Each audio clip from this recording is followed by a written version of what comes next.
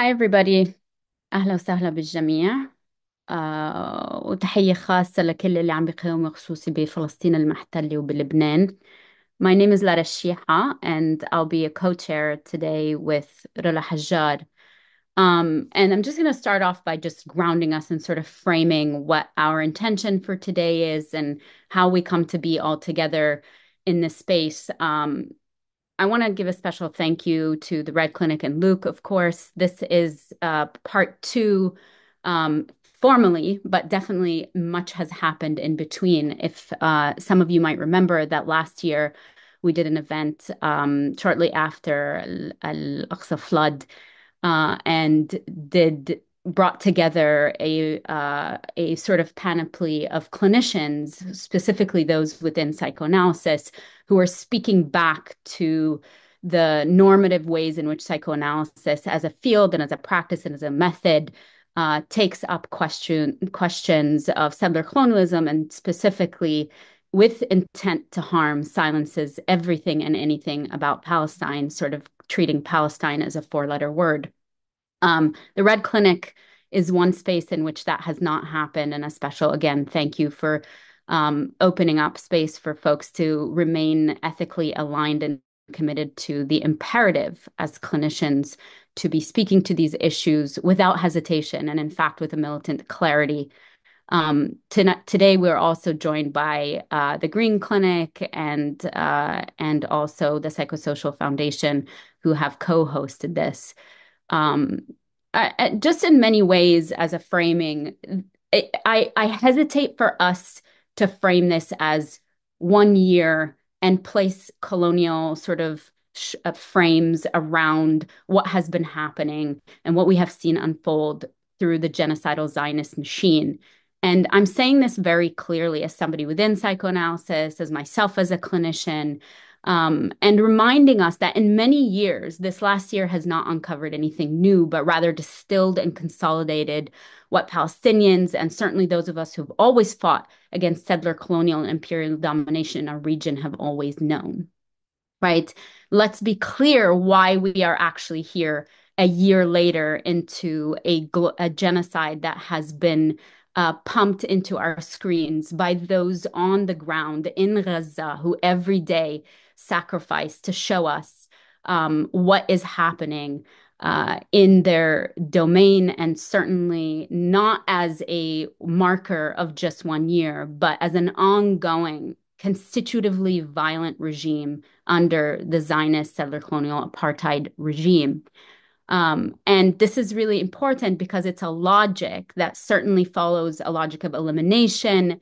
And still, that Gaza, Silwan, Al-Quds, Jenin, Jnub, Beirut have always taught us, despite this intention, that there are modes of resistance, modes of making life, an insistence actually on a continuation of life despite that.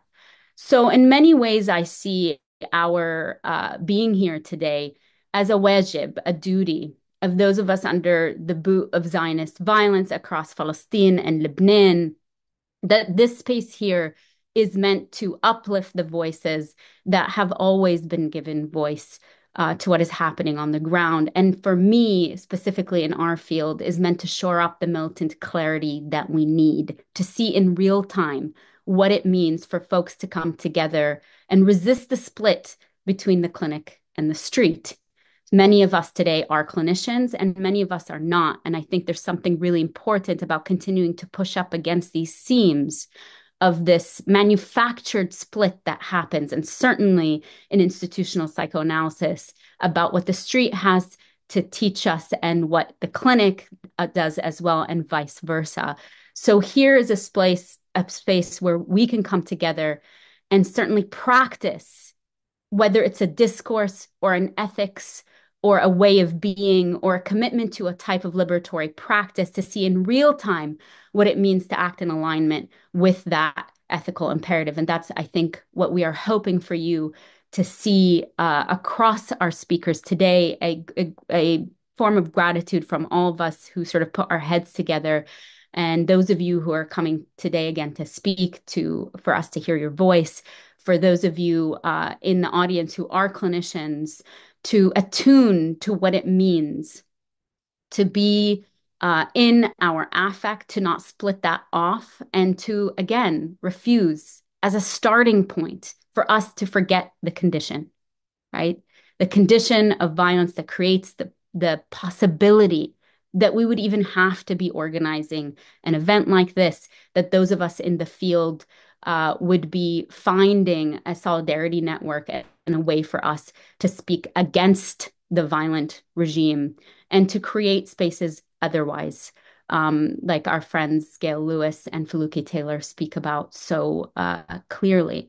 So an invitation also that this is a space in which, the demand to make ourselves legible in certain ways that are palatable to a settler colonial logic, the demand that affect needs to be out of the room in order for us to get through, the demand to parse our words, to accept the contours that Zionism demands, particularly in our field, is not what you will be seeing today. And an invitation for those of us in the room that continue to perhaps have parts of these oppressive systems and regimes and logics lodge inside of us to really get another chance to think about what is it about these systems, how they come to live within inside of us, and why they continue to have such power on our affective, psychological spaces and the ways in which we discipline each other and the field. And that's, I think, our position from the very beginning, and a warm and really enthusiastic welcome to those of you who have accepted our invitation to speak today, and to lend your voices to this process that we've been forming with militancy over this past year, certainly, but far beyond that. A final word that I will say, I think many of us understand the horrors that we have seen. It is not to minimize or to downplay or to sideline or to displace the fact that every atrocity known to mankind and in our history has been located certainly in one place and across Palestine and now into Lebanon for the past year. I think we can all address that, and at the same time, a recognition that part of resisting a commodification of despair is also to recognize that what has also happened is a clarification of networks of people like today who are unwilling to bend to that sort of despair, who are unwilling to not contest Zionism and not to contest Zionism within our spaces. So I also want us to sort of attune to that part of it. And we welcome everything and anything that it lies in between those contours, certainly. So from there, I'm not going to speak much more. I want to leave room for our wonderful speakers, and I'm going to pass it on to my comrade and sister, Roula Hajjar. Thank you, Lara. It's an honor to be struggling and resisting alongside you. I'm also very grateful to the Red Clinic and to Luke for his labor in organizing this very, very important event. Sabah al-khair, masa al-khair. Hello, everyone in this international community and gathering, especially in our beloved Palestine and Lebanon. My name is Roula Hajjar. I'm a Lebanese immigrant psychotherapist practicing in New York City, in the United States, in the belly of the beast. And I'm sitting here in front of a very disorganized bookshelf. I wanted to say a few words about how this event came to be and what we hope to be enacting through it. And I want for a second to engage with the word inaction, a key word I feel in the title of this event. The field, be it the field of psychoanalysis, psychology, social work, and the cascade of institutions in the field involved in the provision of mental health supports and services. This is a field I feel that elevates inaction. Inaction is the gold standard, though the powers of the field, would not call it as such. They would use words like neutrality, taking a non-judgmental stance, not taking a position, not letting politics and the act of politicizing defile our discipline. There is a shunning of action, of taking a position, of talking back. In this climate, action, especially action imbued with emotion, especially if that emotion is rage, is called reactive, splitting, either or thinking, primitive, dysregulated, disordered, too much. We as practitioners, we are conscripted into this ethics of inaction. We are trained and to practice, to supervise, to engage colleagues this way, but also perceive humans, their relations, the historical events in which humans are implicated this way. The analytic stance is supposedly not the active stance. There are many ways this logic is reinforced. It is reinforced forcefully, fascistically, and isn't it curious that the stance of taking no action, of silence, of inaction needs such a harsh disciplining enforcement through censorship, doxing, termination, and collapsing of space. Now, that lever is a pretty conspicuous, pretty obviously deplorable one. I would say the other more insidious lever is the lever that sounds like all sides, both sides, dialogue, inclusive, tolerant, the liberal siren song we hear a lot these days. Sometimes it's not the harsh instruction to silence Palestinian voices. Sometimes it's like, well, okay, but can we also hear the other voices? Can we get a dialogue going? Can we give each person a talking stick so they can say their piece? Can we repair? This is a more insidious counterinsurgent force. The harsher kind, the one bearing obvious markers of illiberalism, is easier to spot, easier to fight, and easier to get other people to fight alongside you. The other kind of inaction, this gentler kind, the kind that wants inclusion and tolerance, leverages a rhetoric that has a positive valuation in our field and in our communities, and positions its critic as unable to hold nuance and complexity, while its critic is demanding reckoning with this genocide as the product of an endlessly reinforced material reality and structural power asymmetry, and not the product of an interpersonal rupture. Our action, this event, is a refusal of that logic. This is not a dialogue. This isn't an amorphous, vaguely titled event with, every possible side and endless regression of trying to incorporate every possible angle. This is an event that recognizes Palestinians as agents of their past, their present, their future. This is a stand, this is an action bringing into the center the marginalized, destabilizing force, the insurgency of bringing in Palestinians and their anti-colonial liberation struggle. And we in the field and close to the field are here to listen. And with that, I'm grateful. I want to say thank you to our speakers who have come and agreed to take time to speak and to act and to keep acting. And to start us off, I would like to invite Hannah Zeavin of the Psychosocial Foundation.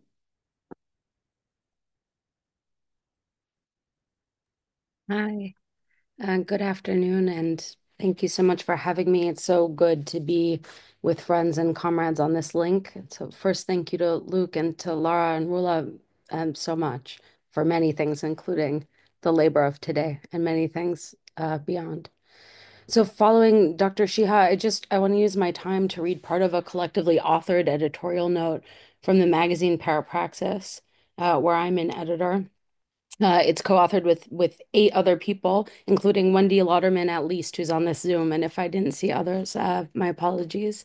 The collective is international, but publishes into the U.S. context, though it's read internationally. And this essay that I will read from introduces 14 essays that were published on Palestine and psychoanalysis over the last year, although we have many others, but this is a collection, most of which are by Palestinian and Lebanese clinicians and comrades and writers, some who were in the region and some who are now international. Those essays are online for free, and I urge you to read them. And they've been collected in a newsprint edition that is also serving as a fundraiser. So as with this event, where we're very glad that you've given your money, if you have more money to give, All the proceeds of the issue go to the Gaza Community Mental Health Program, where trying to understand and help the victims of this ongoing 75-year and more catastrophe go hand in hand. So again, if you have more to give, you can consider making a direct donation to them itself in action. And then two of the essayists from this publication are also speaking today, Dr. Khouri and Rana Issa. And everything, as I said, including their writing, is available for free on our website. The essay is called For Life's Sake. There's nowhere to go. This is the refrain of the past year, resounding with the cries that first refused the Nakba in 1948. They are heard again today against every new bombing, evacuation order, and the genocidal Israeli annexation. Daily, Israel seeks to expand violently into its entire surround amid the unmistakable and doubly limiting cruelty of Palestinian displacement as total confinement and mass murder. The cry of this sentence is double bound. Listen to it. This intimately barbed enclosure, tautly wrapped around the skin, to go is to suffer, and to stay is to suffer still more. From above, demolition and destruction aim to make this imprisonment permanent. From below, resistance aims to make this confining situation obsolete.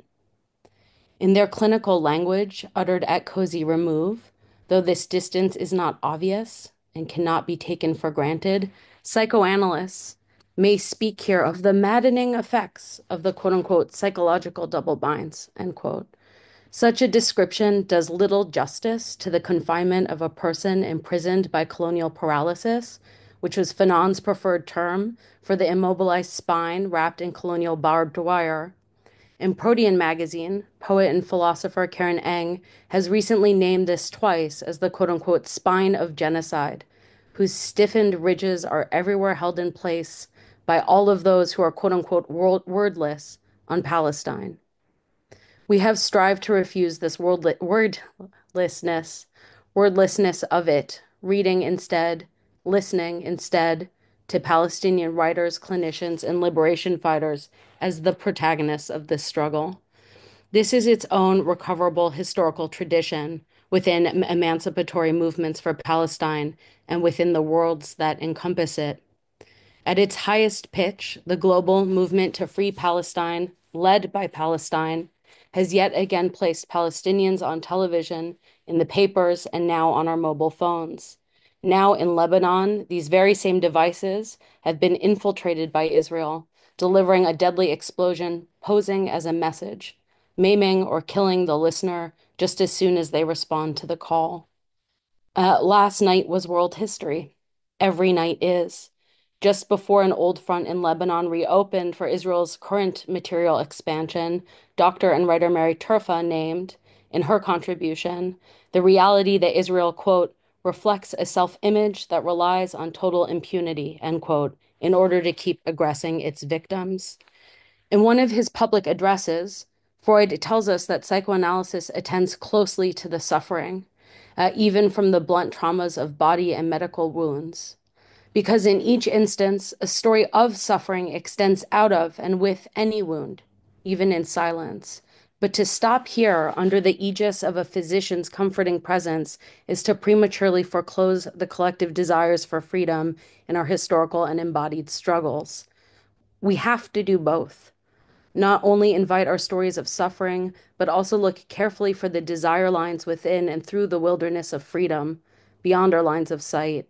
Over the summer, a traumatized Palestinian man was seized by Israeli forces who then tortured him for a month. He has since become unable to recall the scene of torture, protecting himself from the horrid memory, an abysmal testament to the impossible psychic costs of sustaining Palestinian life, of a violence that cleaves memory from experience.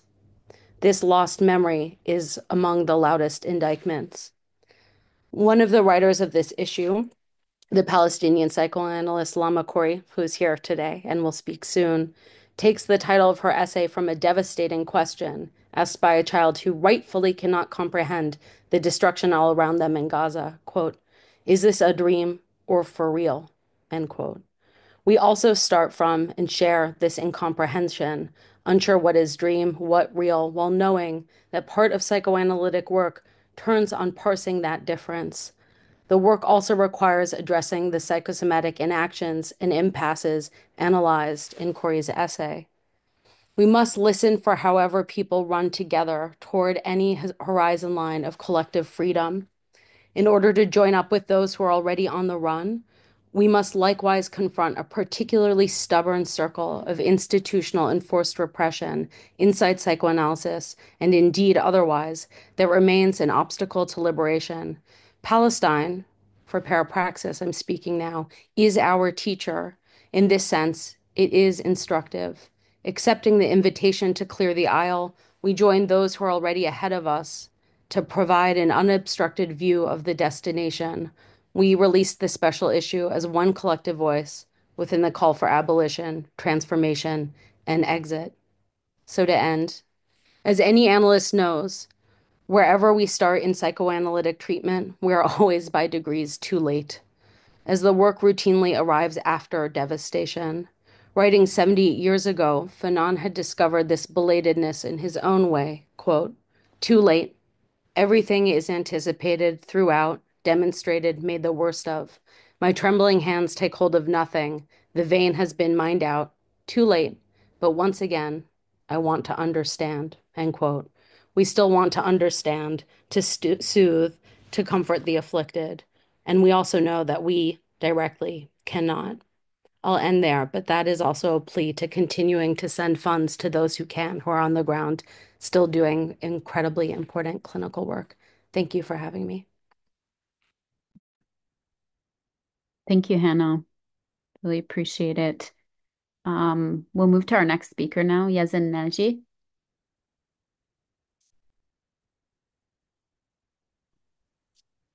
Good morning, good afternoon, good evening to everyone here to this international collective. I'm really honored to be in the presence of so many um, dedicated individuals, and yes, very, very honored to be invited by Roula and Lara. So thank you for hosting this. Um,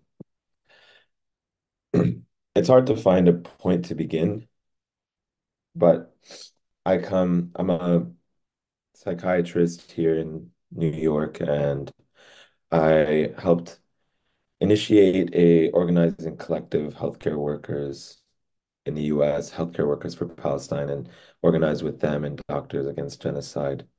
Um, yeah, and I guess I'll just start here. I think of the biosphere of genocide that's been ever changing for us and expanding since the beginning of the onslaught on Gaza.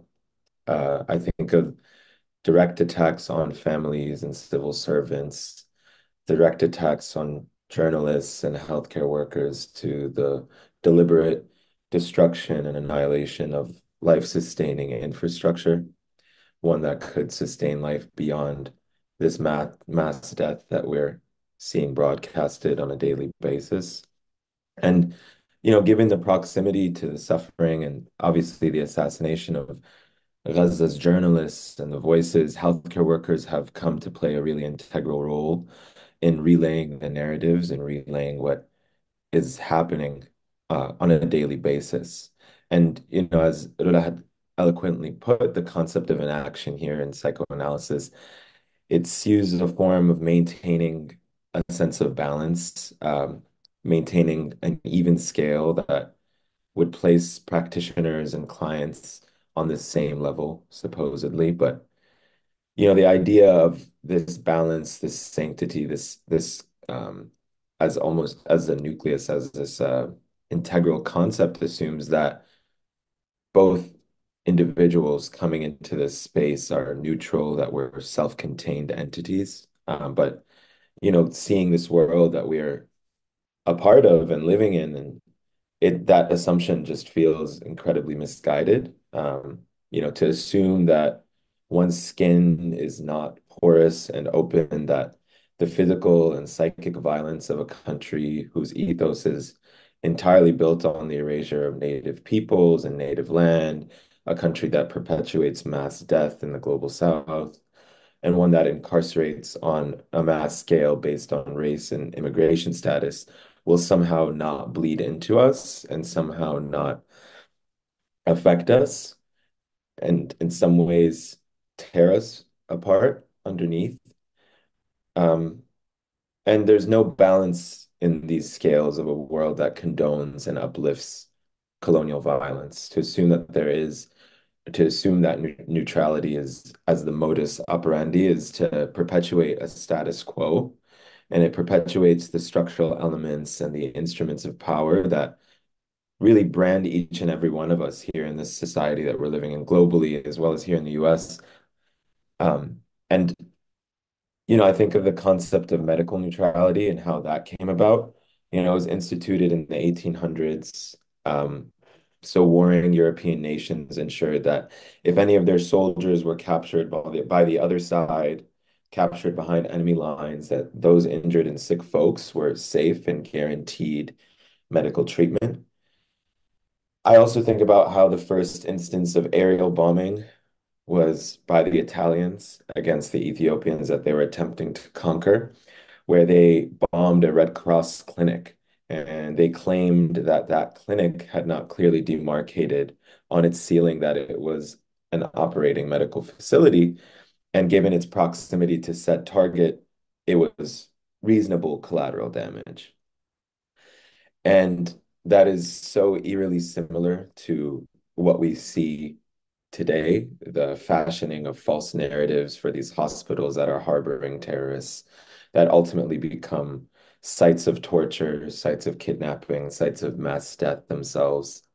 Um, we see that same excuse now seeping into Lebanon, claiming that certain hospitals in Beirut are harboring militants. And, these hospitals obviously are not granted any level of medical neutrality, right? Israeli soldiers, if they're injured in battle, get helicoptered off and taken to the other side. So this idea of medical neutrality of a clinic that or a hospital that's um, supposedly protected by these universal ethics never really existed for us in the first place. Um, for the colonized folks, for Palestinians, for Lebanese folks, for everyone that's really living under settler colonial violence, we were never really granted the right to heal each other or heal ourselves.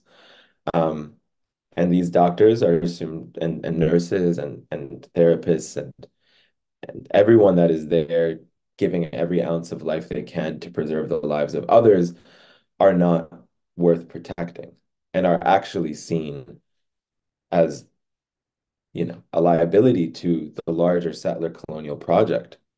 You know, it's not only about inflicting the greatest toll in this present moment, it's about ensuring that there's nothing left to rebuild. And that is why these explicit attacks on the healthcare sector are so pervasive, and that's why it's so incredibly important for organizing to exist within healthcare spaces. And Healthcare Workers for Palestine is a pretty new organization. So is Doctors Against Genocide just a year ago. It was started. Um, Healthcare Workers for Palestine was born out of a petition signed by over 5,000 members of the healthcare field, ranging from students to nurses, residents, psychoanalysts, therapists, social workers, and attending physicians. And all of them committed towards the project of liberation for the Palestinian people, committed to a set of to a certain politic, to a certain approach to the idea of protecting one another in liberation. And before I get further into that, I wanted to share um, a quote from Dr. Mohammed El-Kurd, who this was released on October 22nd. Since then, he's been kidnapped from Kamal Adwan Hospital in the north of Gaza. Um, and he was in his sort of plea to the world, and we hear that we hear, how catastrophic the situation is. In it, he says the situation is catastrophic. We have no capacity to treat the wounded. We have 30 bodies of martyrs that have arrived and 130 injured who need medical care immediately. We feel hopeless. Words cannot express our situation. And 3 or 4 days later, Dr. Mohammed El-Kurd was kidnapped and his location is still unknown. Um, and I think about how often we've heard these pleas, how often we see them, and how often it's ignored or explicitly silenced. Um, and I think of the Palestinian healthcare workers who find their own family reaching their wards, reaching the emergency room, some surviving, some clinging to life, some dead. And I think about how they're so committed to the protection of life that they continue to treat others despite having the most heavy possible experience anyone could imagine occur to them. Um, and how they probably see their own children and their own family members that they have lost in each of the people they continue to try to preserve. Um, and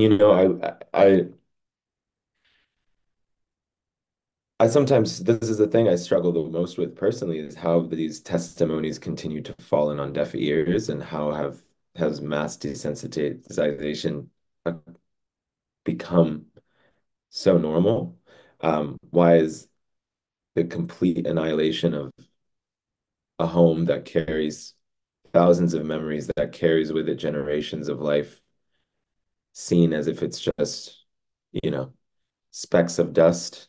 Um, and how do we ensure that we honor those that we have lost and honor those that we're continuing and committed to protecting? And, this is why I think it's so important because when we become kind of static and inert and unable to move, maybe paralyzed by the pain and shock of it all, we need to keep a pulse going and we need to hold ourselves accountable, and make sure that there is a material and ideological and philosophical and spiritual connection that remains between us in the healthcare field and those that our colleagues and our comrades, fighting to protect life in Gaza and in Lebanon and all throughout Palestine, really, um, and to ensure that we too have not given up on life. We need to tell ourselves that, and we need to show our colleagues that we've not given up. And despite the fact that hospitals and clinics and all these institutions we work for will do absolutely anything to silence us. My own institution attempting to silence a vigil next week organized by the medical students. We need to be just as steadfast as our Palestinian comrades. We need to be patient and we need to be disciplined. And we need to ensure that at every moment we can commemorate them, at every moment that we can try to materially support them, and at every moment continue this mission of liberation and hold on to it and continue to believe that it's not an if situation, it will happen. And it will only happen if we continue to remain organized, if we continue to remain committed to this mission, and if we never accept the normalization of mass death and the normalization of silencing those that have been screaming into the void for this past year and obviously beyond this past year. And you know, I just want to in this end it here, but the idea of inaction, the idea of neutrality, I think, is not something that we can kind of carry forward any longer. This this genocide, it, it really affects each and every one of us, even if we're not Palestinian or Lebanese. It is, it's showing it's really revealing um, beneath it all in the United States, these the silencing of free speech, the the mass surveillance, and all these other issues that we've seen kind of come up, obviously, in previous movements like Black Lives Matter in the US. and so forth. These things are creeping up again, and it affects each and every one of us. So it's important for all of us in our own spaces to get organized and to remain committed. So thank you. Thank you, Yazan. That was very important. So much that you're saying that I feel like we could talk more and more about, but we would be here for many, many hours. So Lama Khouri, you're next. Thank you so much, Roula, and thanks, Luke, Lara, and Roula for chairing this very important meeting. And thanks to the Red Clinic, the Greene Clinic, and the Psychosocial Foundation. Hannah and Yazan for your moving, right on speech and talk. It's so moving to see everyone here. You keep me going, all these faces. And it's an honor to be with the list of this prominent list of speakers. Salam wa hubb lil jamia. I'm speaking to you from New York City, which is on the land of the Lenni Lenape. And I want to honor the Lenape as the original stewards of this land and acknowledge their past, present, and future guardianship. Of course, land acknowledgements are not decolonization. Decolonization is giving the land back. And in this spirit, I want to quote the NDN Collective and the relation of the struggle here on Turtle Island with the struggle in Palestine. And I quote, "Just as we fight and organize to reclaim land here on Turtle Island, our Palestinian relatives fight and organize to return to the land and for the land to return to the people." And I like to make this land acknowledgement so as never to forget that I'm living on unceded land, and also to underline that we Palestinians have solidarity the world over, from Kashmir to Turtle Island and beyond. I wondered what I can share in the coming few minutes. There's so much to say. When the Red Clinic organized a similar event early last year in the fall, it was really hard. I was so stunned. I mean, like many of us. And I decided now to just share with you where I was at from last fall, where I'm at now, and how I keep going. We need to keep going, like Yazan said.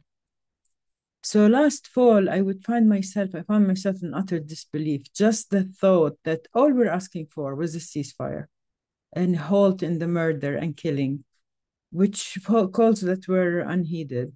This idea would really hit me like an electric jolt. It was so, suddenly it just would dawn on me. All we're saying is just stop the killing. And unfortunately, it became piercingly clear. It was clear, but it became piercingly clear that under the harsh reality of necropolitics, the existence of our children, mothers, fathers, brothers, sisters, is deemed utterly valueless. We are God's unchosen people. Convictions I held were just delusions. International law won't protect you. World conventions, charters, agreements are a waste. And the powers that be have decided we are collateral damage. Like many, I'm sure, on this call, I would wake up every morning with an ache in my heart. The image of our loved ones in Gaza, burned alive, dismembered, emaciated from forced starvation, and repeatedly displaced, would hit me like a load of bricks. It felt as if every cell in my body was going to implode. However, the strength of our people in Gaza, Jenin, Nablus, Ramallah, Ain al-Hilwa, Dahye, and throughout Palestine and Lebanon reminded me and continues to remind me of who we are. We stand tall, we refuse defeat, refuse capitulation, and refuse self-pity. Gaza liberated us from the illusion that international law would be our savior, that we are equally seen and heard, that a rescue boat is on the horizon. There's no boat. We are the boat. Everyone gathered here is the vessel of resistance and change. Our resistance, our love, our unwavering faith, these are the sails that will carry us toward liberation and justice. Martin Luther King said, "The arc of the moral universe is long, but it bends toward justice." The liberation of our people in Palestine and Lebanon is certain. It is darkest before the dawn, and these times are very dark. But the dawn of justice and liberation is on the horizon. This dawn is materializing through our anger, our rage, our organizing, and our resistance. Thankfully, the nature of humanity is that we cannot watch atrocities of this magnitude and remain unmoved. The masses are rising, and our fight will not cease until Palestine and Lebanon are free. Hundreds of thousands of people are in the streets chanting for Palestine and Lebanon. Perhaps the Security Council and its 5 members will not fulfill their mandate and obligations to end this carnage. But the world is made of 7 billion people from 193 countries. And the change is happening. European countries are calling for an arms embargo. Several countries have joined South Africa in their case against the Zionist state. The boycott and divestment and sanctions movement continues to gain traction. In the Zionist settler colonial state, the economic impact is being felt. Reportedly, 45,000 startups closed last year. Instead of being the startup nation, now it's dubbed the shutdown nation. In Jordan, BDS has led to growing demand for local products, resulting in the creation of 23,000 jobs and the increase in employment by almost 2%. So now allow me to end with a mantra I have been repeating the last 13 months. Keep talking about Palestine, keep posting, keep sharing, keep organizing, keep disrupting, and do not stop believing that Palestine and Lebanon will be free. We will return once more to sing, love, and dance with our people. And to end in the words of my dear friend Nadira Shalhoub Kavorkian, this is love, and love is a practice of freedom. Thank you, guys. شكرا حبيبتي Lama, and thank you to everybody who has spoken. I'm going to call our next speaker. تفضل محمد الكرد. Hi everyone, it's such a pleasure to be here and it's an honor. It's so good to see so many faces of people I love and admire, but especially it's so good to see Rana Nashashibi, who I haven't seen in years. I've known Rana since I was a kid, and it's so good to see you, Amjad. I miss you so much. I feel really out of place. I feel like a fish out of water here. I don't know much about this field. I tried to read Lacan this morning to prepare, but I'm not so good at math, so didn't didn't help. But anyway, I want to talk about something that I'm a little bit more familiar with. Uh, there's an interview that happened maybe like a week after October 7th that I've thought about nonstop since. October 7th, it was an interview with Christiane Amanpour on CNN with the Israeli author Yuval Noah Harari. And in the interview, she asks him, "Can I ask you, is there a moral maze? Is there an ability to hold two thoughts at one time?" He kind of looks at her in disbelief or amusement and he scoffs. And then she continues. She's like, "Is there a possibility that the slaughter of October 7th is the worst thing that could have happened and that everybody has the right to live with rights and dignity, including the Palestinian people?" She then quickly clarifies, maybe correcting herself, "And I am not talking about Hamas." I have been thinking about this kind of resounding exclusion of Hamas fighters or supporters of Hamas since I've seen this interview because, there's an onslaught of genocidal and annihilatory rhetoric coming out of politicians, Israeli and American, European alike, of press people. There's stuff that do not require reading between the lines. I know this, and it may seem weird to fixate on like this small exchange between Christian Amanpour and whatever his fucking name is, that guy.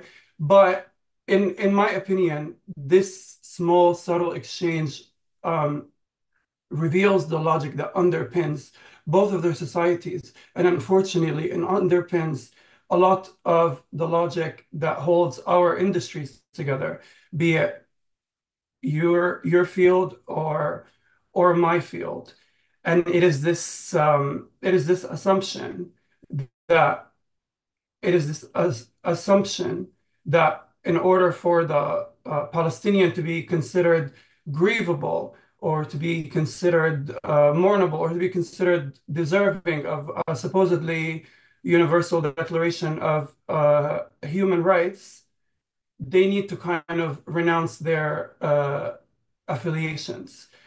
In her kind of resounding exclusion of Hamas from the category of those entitled to live with rights and dignity, Amanpour effectively suggested that supposedly universal human rights can be conditioned. And such a suggestion would spark outrage if it became if it was said about any other group or political party. But we learn from a very young age, and I think I recognize the psychological cues instilled in me from a very young age that I must denounce certain affiliations, often determined by the West, to be considered worthy of living, or I should correct myself, worthy of condolences, as we are doomed regardless. And I'm thinking about this a lot lately because, as the Zionist regime intensifies its attacks on press workers, for example, or on medics, or so on and so forth, oftentimes the pretext or the subtext is that they are militants or that they are affiliated with militant groups. In fact, an Israeli spokesperson a few months ago said that there is no difference between working for media organizations associated with or run by Hamas and being a member of Hamas. And a Jewish Insider headline also came out in recent months that said 1/3 of journalists killed in Gaza were affiliated with terrorist groups. A headline where journalists kind of justify the killing of journalists. And we love these journalists. We love these journalists and we love these medics, but I worry that out of our love for them, we oftentimes mutilate them. We oftentimes fall into this very logic that abandons the militant Palestinians, believes in this myth of the civilian that is disassociated from his surroundings instead of satirizing such a myth. And in doing so, I worry that we kind of force ourselves as a people and as a nation to decide between either being these kind of like bystanders who are supposedly neutral, unafflicted, disinterested, or these like militants who are existing without context, who wreak havoc senselessly, to the dismay of everybody else around them. And I think we really need to, I hear people saying that it's dangerous to collapse the distinction between civilian and militant, but I do think we need to absolutely, we need to absolutely collapse that distinction. And it's not a revolutionary thing that I'm saying, or it's not out of pocket. Open the New York Times, and you will see them praising the guerrilla warfare tactics of Ukrainian soldiers. Look at the New Yorker, and you'll see them interviewing Israeli journalists talking about Israeli soldiers waging a genocide as their children, as their loved ones, as part of them. And it is only in the Palestinian context, it's only in the context of the marginalized, that we are forced to distance ourselves from the people fighting for our emancipation, for the people who are marching in flip-flops and in tracksuits and confronting tanks. We're supposed to distance ourselves from them. We're supposed to, indict them in our attempt to exonerate ourselves from this guilt that is dropped on us. And just situating this in a global context, you recognize that everybody knows by nature, logically knows that, of course, there is no such thing as a neutral or unbiased medic, and that the medic might have somebody, a sibling, a cousin, a mother, a father, in the military, in the fighting forces, And I worry, I think about this all the time. we are an indicted people. We are demonized and condemned people. We have such a long list of prerequisites that we must satisfy before we are even grievable, not even worthy of living. And I think it is time for us to be a little bit more. And again, I know that this has been talked about so much, and I know so many psychoanalysts have actually talked about this, like Sylvia Winter, for example, but she writes in words that are really hard for me to understand. Anyway, but I think, we need to popularize this idea that we need not to humanize our people, that our people are human in spite of the dehumanization. And we need not to separate ourselves from the people making sacrifices for us. This is not to romanticize or valorize anything, but it is to say that we need to reject the double standards. I'm gonna stop here because I think it's better for me to learn from everyone here. It's not always that I'm on a call with so many psychiatrists. I feel like I'm tempted to ask you guys for Xanax, but thank you for listening, and yeah. Thank you, Habibi, for being with us. We have a lot to learn from one another. And your point about just the long list of prerequisites before we're able to be human and for our grief to be acceptable is a very important point. Thank you. So we're going to make a slight switch to the sequence, and I'm going to invite Lina Mounzer to speak next. Hello, everyone. It's so nice to see so many people here. I'd really like to thank Roula and Lara for inviting me to speak. And so, like Muhammad, I'm a little bit out of my depth in the sense of like, I'm not a clinician, I'm a writer, but I thought listening to everybody speak and speaking to Roula beforehand as well, I'm going to speak from the position of somebody who's been on the patient or the client side of psychotherapy for a very long time in various different guises. And I'd like to actually thank Lara for the way that you framed it in the beginning. And you said, you know, we're not going to talk about it as 1 year on, because in a way that's like kind of imposing the colonists' view of time. So as a Lebanese person, I was born and raised in the Civil War, and the Lebanese Civil War, if for everybody who knows the history of it, it has been entangled from the beginning with the Israeli occupation of Palestine, with the Nakba, with everything that's been happening there. And of course, Lebanon itself, this is not the first assault. This is not the first invasion. The South was occupied for years. West Beirut was completely pulverized in 1982. So much of our internal politics is inextricable from, again, Israeli Zionist colonialism. And, you know, you could argue somehow that the fault lines that the country is built on have to do with that.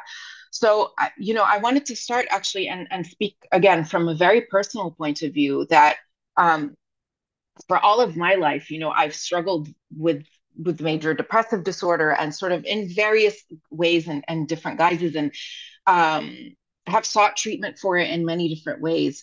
And so at one point, I was doing my master's in London, and I went there in like 2005. And so, but let's say by summer 2006, I was really, I was suffering. I was having a lot of trouble just keeping up with everything. And then I discovered through the university that I could have these 6 free sessions.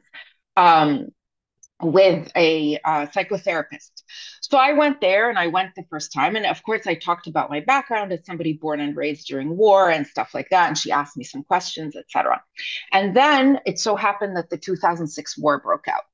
And I just completely fell apart at that point, right? It was no longer the sort of apathy of depression. It was like this deep, incredible grief and rage, of course. And I felt so many things. I also felt like a sense of nostalgia. I wanted to be there so desperately. I didn't want to be there in London. I was having, you know, kind of hallucinations whereby I would hear airplanes. I would dream about the Israeli Air Force bombing. I kind of couldn't, like, I knew that the reality was that I was in London, and at the same time, I was experiencing so many things that made me feel like I was back in Beirut. And And again, that nostalgia, I had very, very complicated feelings, you know. I felt like this is my only chance to like relive my childhood. So anyway, the next session I went there, obviously this was all I could talk about. And I had so much rage as well. You know, I was talking like there was a clear perpetrator to this grief. I was talking about the Israelis. I was talking about, you know, the history of colonialism. I was talking about them as the enemy, right? Because this is what they were. And she did not know what to do with that. She absolutely did not know what to do with that. I could tell that she was kind of afraid of this. You know, she was afraid of that rage that came, of course, with a lot of tears and a lot of grief. Whereas the session before that, you know, she knew what kind of questions to ask. Here, she was just sort of taken aback. It was almost like I was spewing fire at her and she didn't know what to do with it. And I remember feeling so, you know, you're supposed to have a certain amount of confidence in your therapist, you know, as you look at them. And she just, again, I saw her as this kind of like meek British woman. She just had no idea what to do with it. You know, and I think I went to yet another session after that. And then I thought, I don't know what I'm doing here. Like, I'm getting nothing out of this. All I'm seeing is like, I'm sorry for people who don't sit, like, I'm sort of despising her, right? Like, I'm looking at her and thinking like that she's totally incompetent. Anyway, so after that, I went back to Beirut, where I've, you know, lived basically most of my life. Eventually, at some point, I had to go see a therapist again. And I ended up, there's this initiative in Lebanon called Schoon, where they provide free psychotherapy. And this is another thing I would like to point out, the fact that I'm not somebody who could ever afford, like all of the treatments that I've sought have been free, but they've been, with the exception of that first one, so incredibly helpful. And I feel like this is something that we all need to work towards somehow, is to, in order to provide like free or like very, very affordable mental health services to people, especially in our part of the world. Um, anyway, so my therapist in Beirut is somebody who, again, also was born and raised during war, and you know, we've spoken about that together. Like, we still maintain this kind of, you know, therapeutic distance or whatever it is, but there is very much a sense of that we can talk about this. And so I, you know, I left like a few weeks ago. I came to visit my family in Montreal, and before I left, it was right before the shit hit the fan, like truly, in Lebanon. And I was telling her, I'm like, you know, I'm really um, I'm afraid to leave because I'm afraid I won't be able to come back. And she said, every time you've traveled, you've had this fear. So let's talk about that. And she said, I also have this. I'm afraid to travel because I'm afraid that I can't come back. And I told her, you know, how absurd will it be if I'm abroad and I'm safe and then everything, you know, and then if things get worse, because of course in Lebanon we've been anticipating the flare up of this war to sort of like engulf the entire country for the entire year, you know, and also watching the horror of what's happening in Gaza. I mean, like, again, Palestine is inextricable from the history of Lebanon. So many of our friends and family are, you know, Palestinians who were displaced in 1948, who live in, you know, whether in the camps or the Christian Palestinians who are given citizenship, you know, because of the sectarian nature of the of Lebanon. So it's, again, it's that grief is so bound up in you know what we feel, and the way that we conceive of ourselves even. um so a lot of our sessions had been over that year, like talking also about that grief of watching this horror movie unfolding in Gaza, and at the same time, you know, and in South Lebanon, and being unable to really talk about it because, or to grieve it properly, because we are also feeling like we're next in the line of fire. And so it's these competing things where you're terrified and at the same time you feel you have no right to speak about that terror. I don't want to go too much into details about it, but I sort of want to end with this idea that, you know, it's something that I've started exploring a lot more in my own writing. And it's something I think that draws me to writing in the first place is, and the thing that has kept me coming back to Lebanon again and again, and this feeling that I really can't live anywhere else, even though the rest of the world, you know, is safer and more comfortable. And like things have been especially very difficult, you know, in the last 4 or 5 years. but is this feeling of collective grief versus individual grief. And I find that a lot of the psychiatric language that you hear, and also the way that it's kind of been popularized and become like people talk about, their own feelings and their own and their own depression or whatever it is, their own trauma. And rarely is it ever situated in kind of a larger tapestry of collective grief. And for me, Lebanon, because of the way, let's say, all of the circumstances that I've lived, it's a place where collective grief is acknowledged. And it's understood that when you are feeling bad, even if you suffer from depression or whatever, and you have kind of like, let's say, more genetic components to what you're going through, it is situated within this very clear community of incidences that, come and go and come to the foreground or to the background. But this idea of collective grief is very much acknowledged, and the way that it acts upon individual grief or individual depression or individual. And I feel like this is not something that is necessarily talked about or explored in the way that it needs to be talked about and explored. The way that we are part of communities, and the way that those communities, we pick up the sadness from our communities. We pick up the grief from the streets. Like I've often felt walking in Beirut, it's like a thing that like rises out of the pavement somehow, um, and and in a large part, that helps destigmatize also the idea. Like I feel very comfortable talking about my own struggles because they don't feel like secret, like a sort of individual secret that I have to keep from people. It is something that has been born with me because of my circumstances. Anyway, I'll end here because I've spoken a lot. But again, thank you so much to everybody, and just for the opportunity to talk about this. And this is a form of shared community grieving as well. To have this, and I find these solidarities are the only things that are keeping me going in these times of crisis, especially now that I'm in the belly of the beast. And it's very difficult to be here at this time, I have to say. Anyway, so this really, really helps. Thank you to everybody.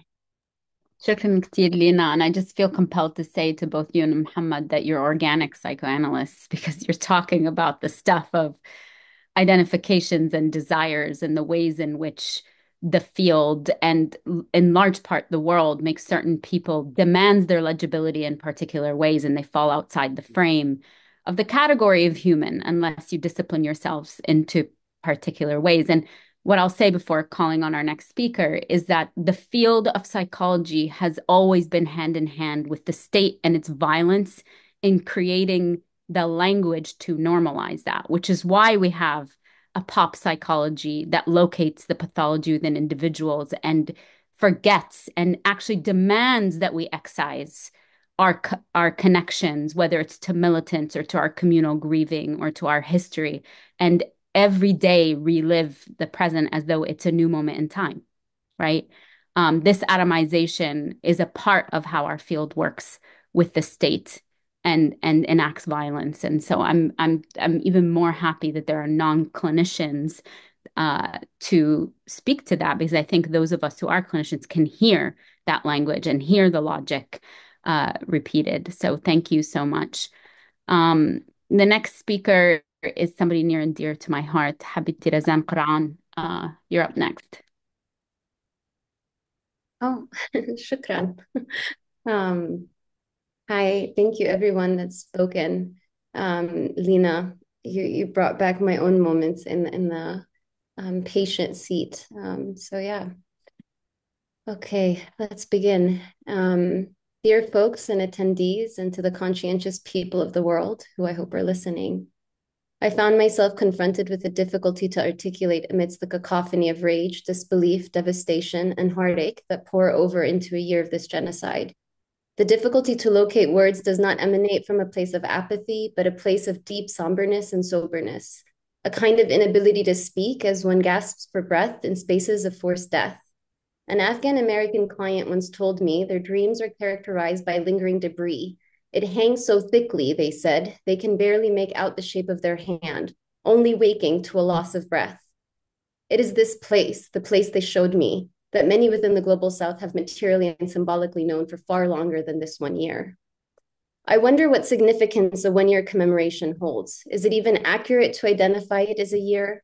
Farhan al-Saadi is one of the earliest Palestinian militants. He was executed by the British Mandate on November 28, 1937, for leading a resistance group against the English-funded Zionist expansion. Today happens to be the 95th anniversary of the creation of the Arab Women's Association of Palestine.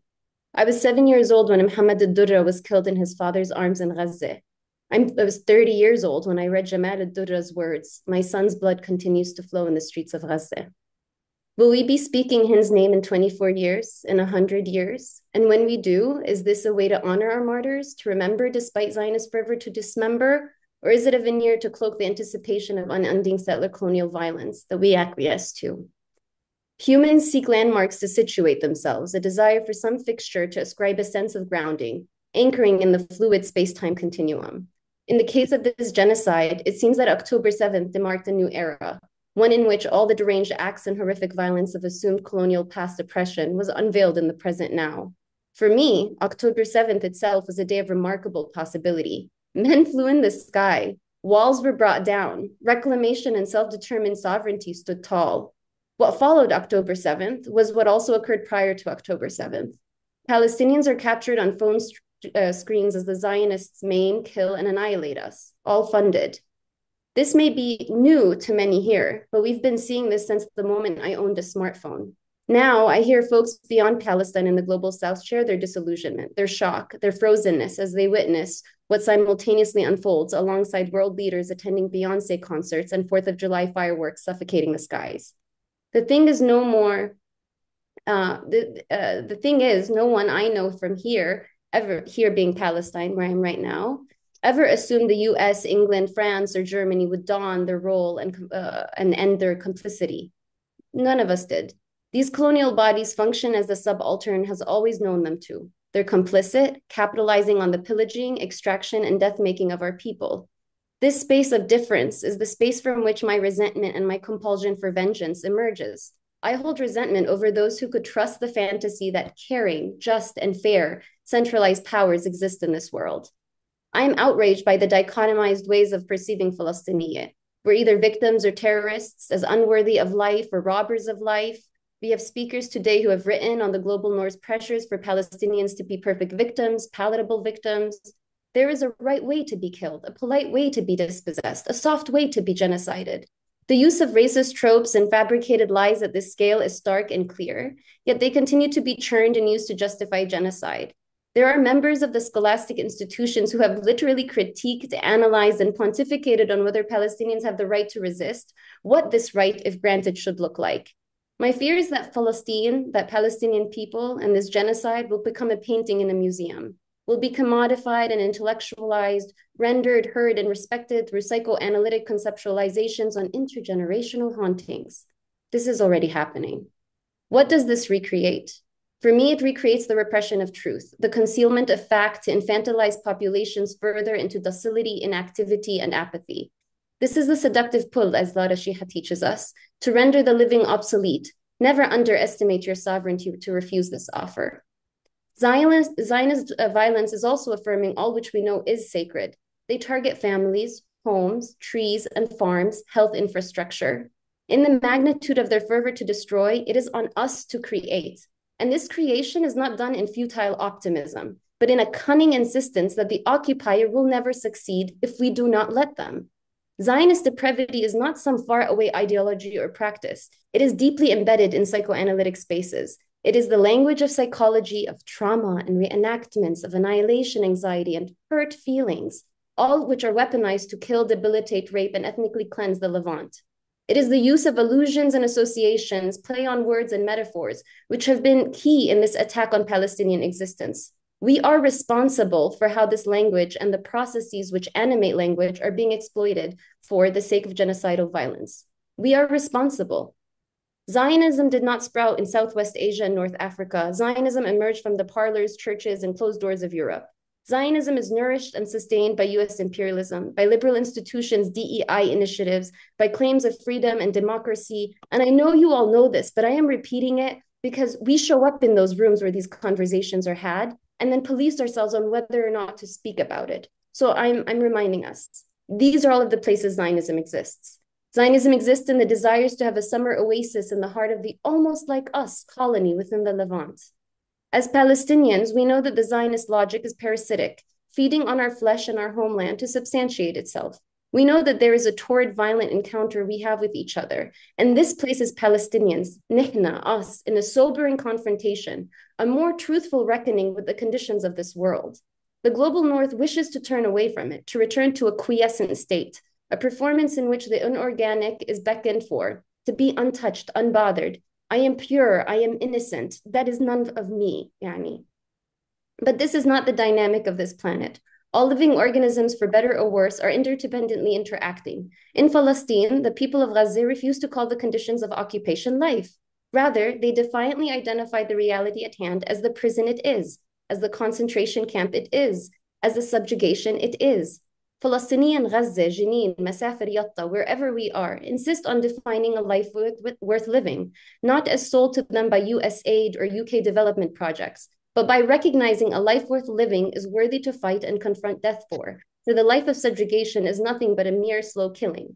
So I believe it is in this confrontation the West finds most destabilizing, a West that is fixated on immortality. While the forests burn and the waters rise and the floods and hurricanes engulf their suburbs, when Westerners witness a 15-year-old Hussein Mohammed El-Attar making electricity possible in a tent, or a freedom fighter wearing slippers and children crying over the annihilation of their entire family, the delusion spawned by the psychotic imperialist order has convinced them its reality shatters into 180,000 lives. I mean, 180,000 pieces. So pick yourself up. Yes, you're devastated, you're angry, and you've become the damné, the wretched. I'm sorry, but you are. So seize your means and fight back.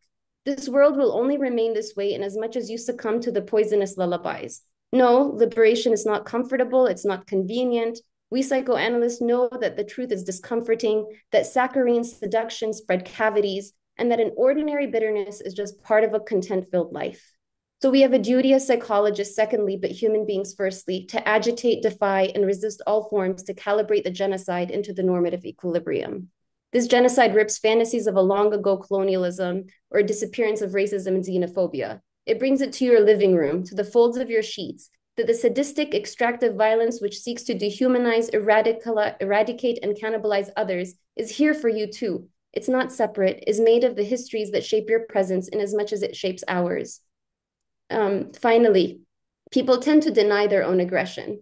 They promenade in ways to insist on their elevation as a species, to their good taste and manner and treatment of others. I feel very much this is what Mohammed El-Kurd was touching on in this kind of need to want to resist the collapsing of the paramedic from being separate from the resistance fighter. Yani, you know, really, really psychotic processes.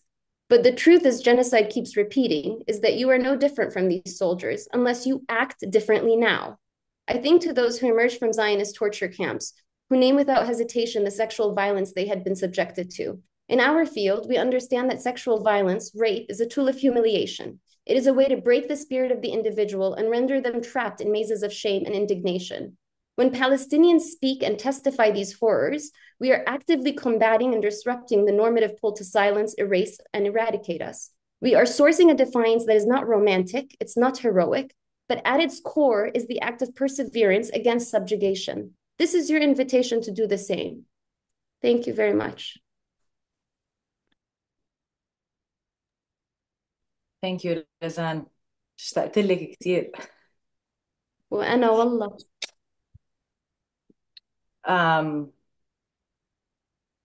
Next, we have Malcolm Harris. Thank you, Roula. And thank you, Lara and Luke and everyone for organizing this and all my fellow speakers. I'm not a practitioner or even a patient. I'm an American communist, specifically in Philadelphia these days, where I write books. But being in Philadelphia means that I have nice people coming knocking on my doors all day, telling me I need to put my name next to genocide in order to fulfill my obligations to the world. And whether that's true or not has left me in this position where before the people of Palestine, before the people of Lebanon, before the people of Yemen, I find it impossible not to feel deeply ashamed. And if we talk about a maze of shame and indignity, I think it's we who are stuck in that maze of shame and indignity. And so I want to take just a couple minutes. I'm going to try and be quick and think about failure, which is nothing new to the Anglophone left. In fact, a number of people have made careers out of failure and the ideas of failure.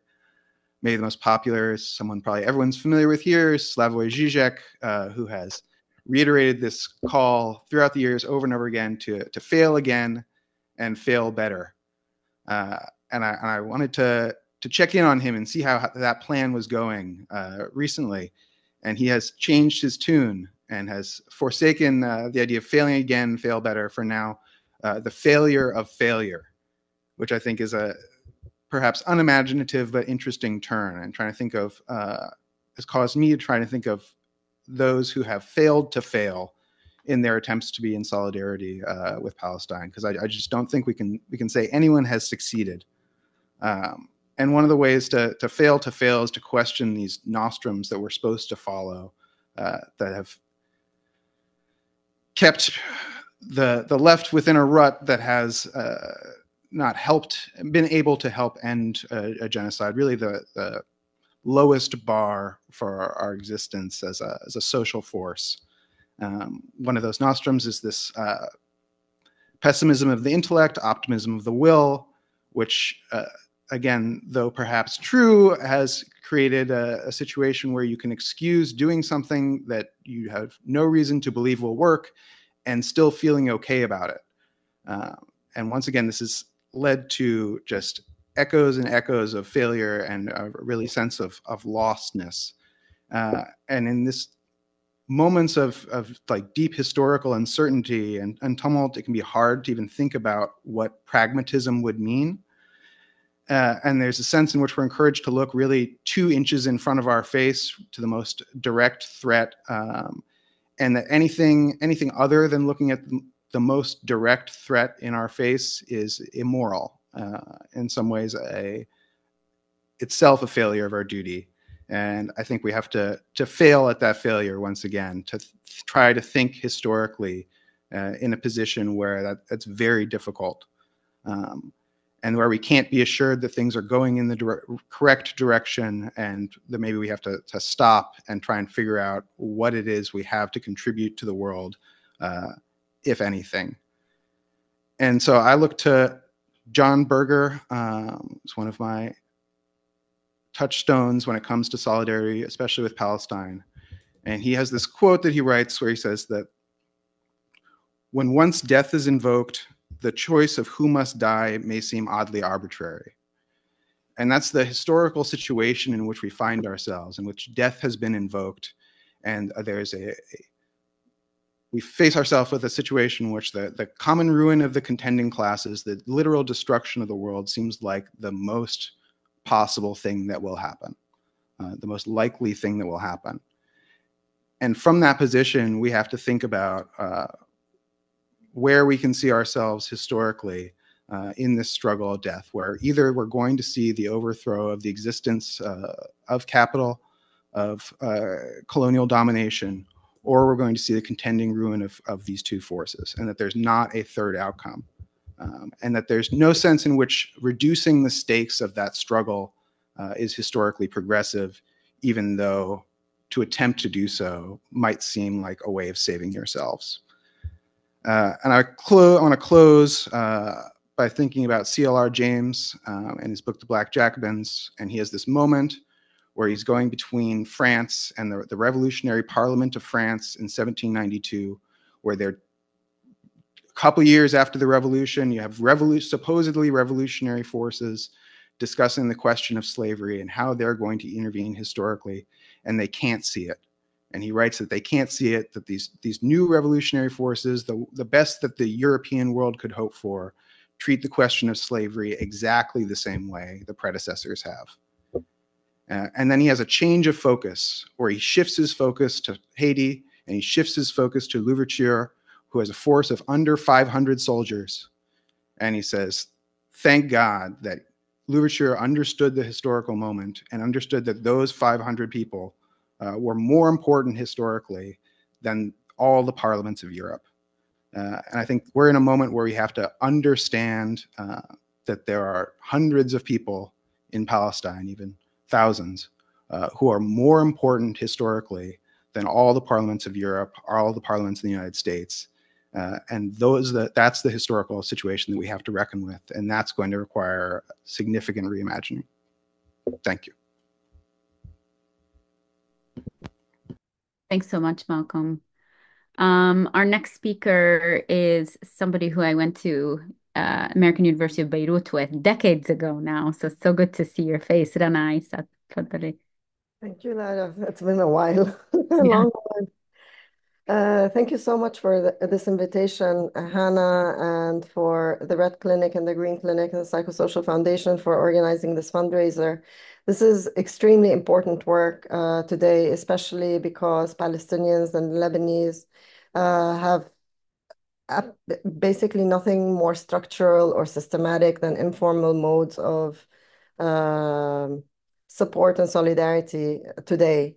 I was just in Cairo. I just arrived yesterday, and I've been struggling so much with writing when I was there, particularly because I had to confront the extent to which Palestinians there, also in Gaza and elsewhere, and now Lebanon, only depend on informal modes of solidarity. So I wanted to write something for you, but then I just instead decided to curate a few poems that I've been working on to read them in this forum. I'll start with a prayer that I wrote myself. Blessed is the blood of our martyrs. Blessed is our poisoned earth. Avenge us, beloved mother. Avenge the blood of our children and the tortured bodies of our people. Send your seas and drown the barbarians and protect our people in Palestine. I'll move on now to a poem that was written on the rubble of a home in Gaza by an anonymous poet. I don't wish to die trapped under the rubble of my home until my corpse rots amid the wreckage. I don't wish to die in pieces scattered here and there, so my casket isn't a black plastic bag. I don't wish to die on the sidewalk by a sniper where stray dogs feast on my remains. I don't want to die and for my body to burn, leaving my mom and dad unable to recognize me. We have missed about 40, I think we have lost around 45 poets and writers in Gaza since the beginning of the onslaught, the genocide. One of them was Hada Abu Nida, whose excellent translations were done by my esteemed colleague and poetry scholar, associate professor of Arabic literature at the University of Pennsylvania, Huda Fakhreddin. Huda has also had to deal with a lot of vile accusations of anti-Semitism because of her work on Palestinian poetry. Huda embarked on translating several Palestinian poets during this war, and Hiba's work was prominently featured. Hiba was an award-winning novelist and poet. Her novel, Oxygen is Not for the Dead, is yet to be translated. Learning about this talented author on the occasion of her murder by an airstrike in Khan Yunis on 20th October 2023 is piercingly painful. She died 5 days before my daughter's birthday. Since the genocide began, we did not celebrate any occasion, for the grief is so overwhelming and the massacre maddeningly ongoing for any meaningful glimpse of happiness. Woe to us who learn about our poets on the occasion of their death by genocide. How do we recover from such terrible loss? Of the many great poems that Fakhreddin has translated, I'm going to read you one called Pull Yourself Together. Oh, how alone we are. All the others have won their wars, and you are left in your mud, barren. Darwish, don't you know? No poetry will return to the lonely what was lost, what was stolen. How alone we are. This is another age of ignorance. Cursed are those who divided us in war and marched in your funeral as one. How alone we are.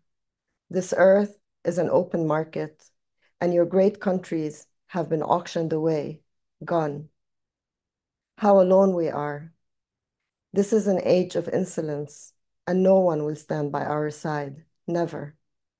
Oh, how alone we are. Wipe away your poems, old and new, and all these tears. And you, O Palestine, pull yourself together.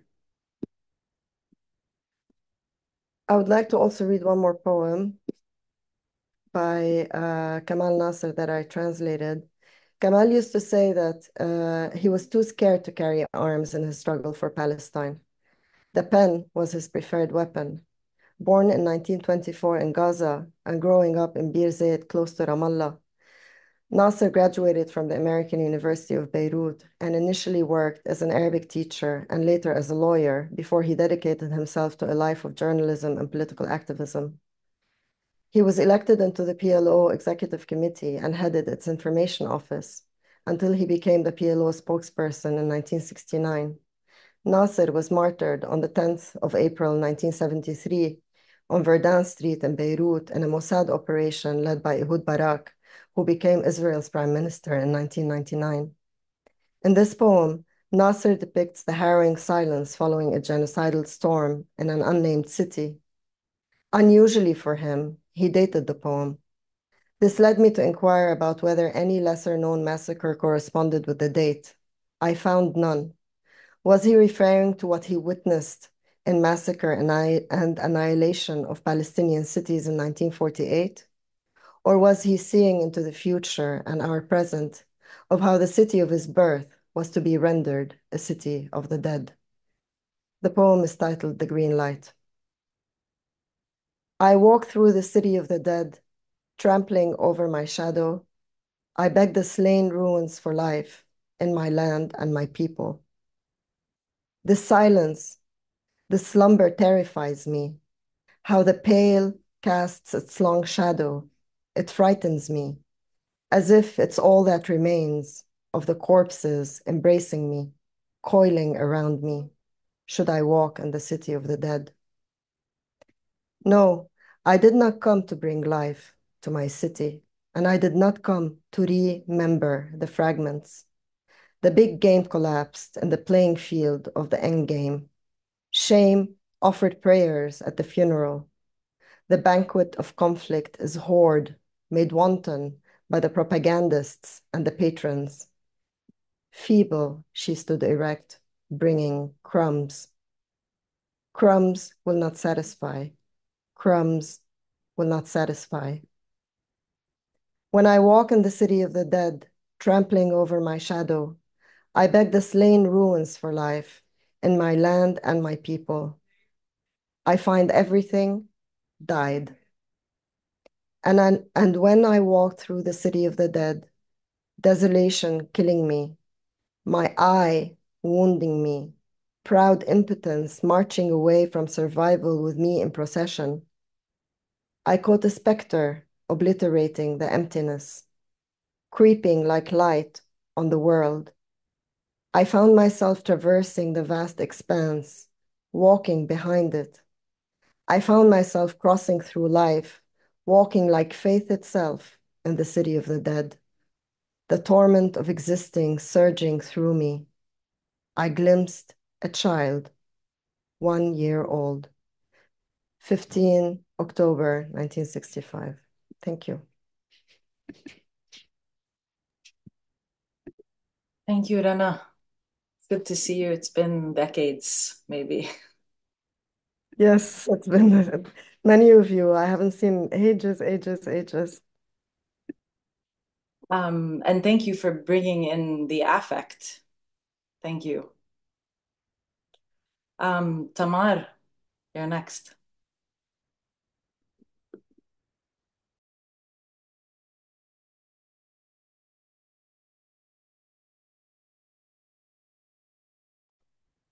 Thank you. Hi, everybody. My name is Tamar, and I'm really honored to be here. Thank you, Lara, Roula, and the Red Clinic for putting this important event together, and to all of the speakers who've shared really moving and brilliant thoughts so far. In thinking about the question of inaction, I wanted to share a few of my thoughts as an organizer based in Brooklyn. I think inaction for most people is implicitly or explicitly a political decision, which, really at the core is a product of capitalism and how we're socialized, especially in this country. Which means on one hand, this, manifests as individualism, choosing oneself and one's comfort over being politically engaged, as has kind of been touched on previously. But on the other hand, it's a result of the intentional destruction of forms of political organizing that are not confined to the ballot box in this country, right? The idea of building organizations that do other work is not a common part of the political landscape, and that's on purpose. So, for many people, I think they find themselves really confined to the spectrum of what being politically engaged could look like, and that's really purposefully minimized.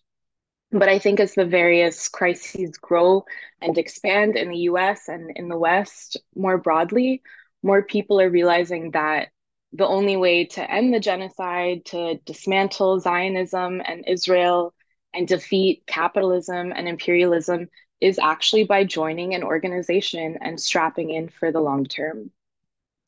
So, what does this require? And especially after 1 year, if not more, of organizing, in terms of thinking about how clinicians and mental health practitioners can actually help us, I think there's obviously the most pressing question, which is the one of trauma that is still ongoing and systematic.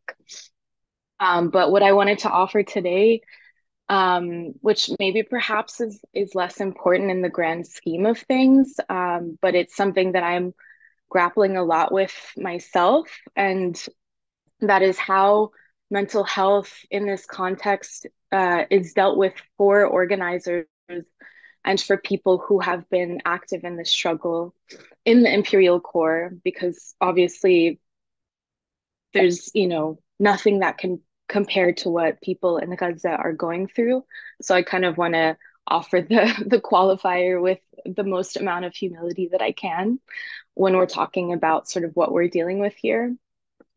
But my main question is really, how do we think of mental health, or broadly the health of an organization itself, and how to sort of maintain and continue to breathe life into it? And of course, an organization is only comprised of the people in it. So it's another way of, of positing the question about the mental health of organizers. But I think for people who have been out on the streets, mobilizing, organizing for a year plus, a common refrain that we hear at this point is to slow down, to take breaks, to take a step back. And while that is unfortunately really necessary to maintain the work long term, my question, or the thing that I'm struggling with, is this is advice that is in fact directly in tension with the way that organizations operate, because a keystone of the practice for many of us is the principle of sacrifice and implementing it. And so what this entails is a de-emphasizing of the individual and its needs, right? So we actually need to sacrifice to advance the struggle.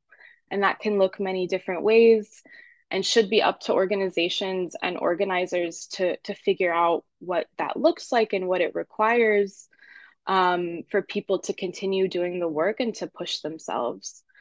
And this, of course, is by no means a new problem. It's a perennial one for organizers. As we always ask ourselves, how do we deal with burnout?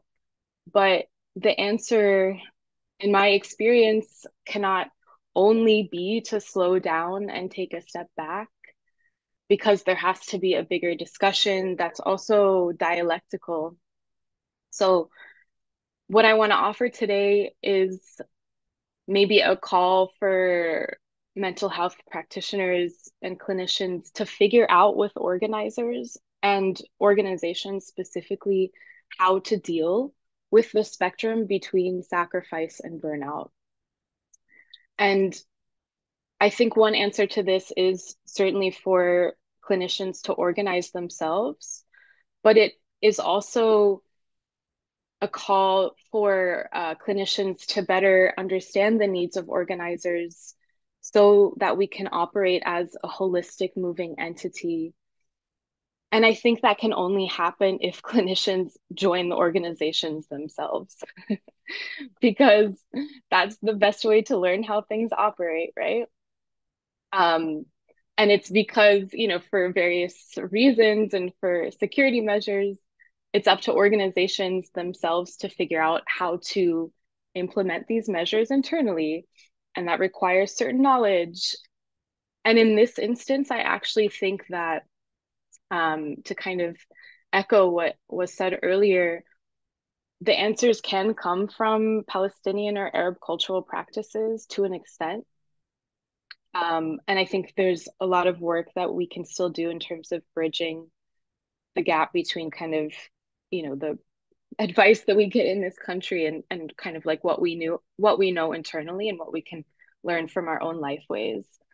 But regardless, we really need the experts, the knowledge of experts in this field to find ways to continue moving forward in a healthy and long-term way that is not based on the decisions of individual organizers and the decisions that they make for themselves, but is actively in conversation and conjunction with others around them. So I'll end there, but really looking forward to hearing the other speakers and just really grateful to be in this space. So thank you very much. Thank you, Tamar.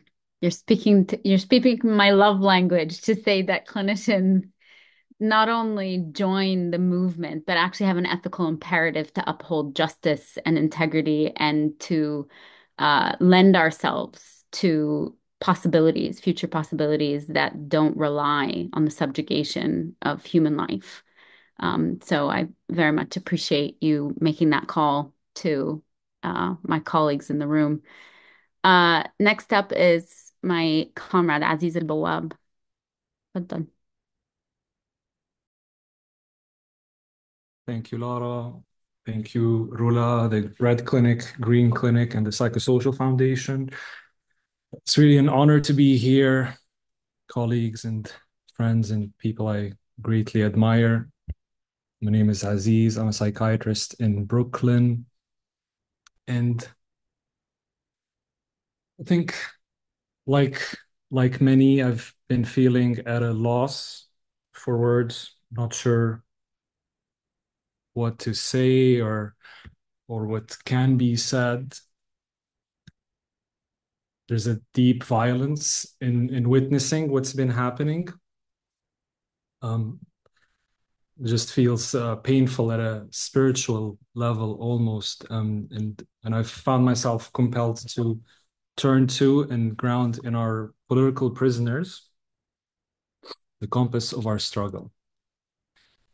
Okay, so writing from within the walls of Zionist dungeons, martyred Palestinian intellectual and political prisoner Walid Daqqa described the war that Israel wages on the mind and soul of Palestinians.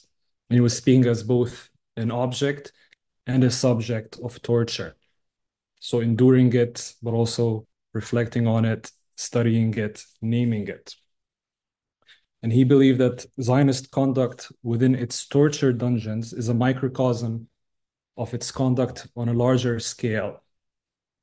Long before the genocide in Gaza, he observed that the lengths that Israel goes to in enacting its shocking violence far exceeded what would theoretically be necessary to uphold its security interests.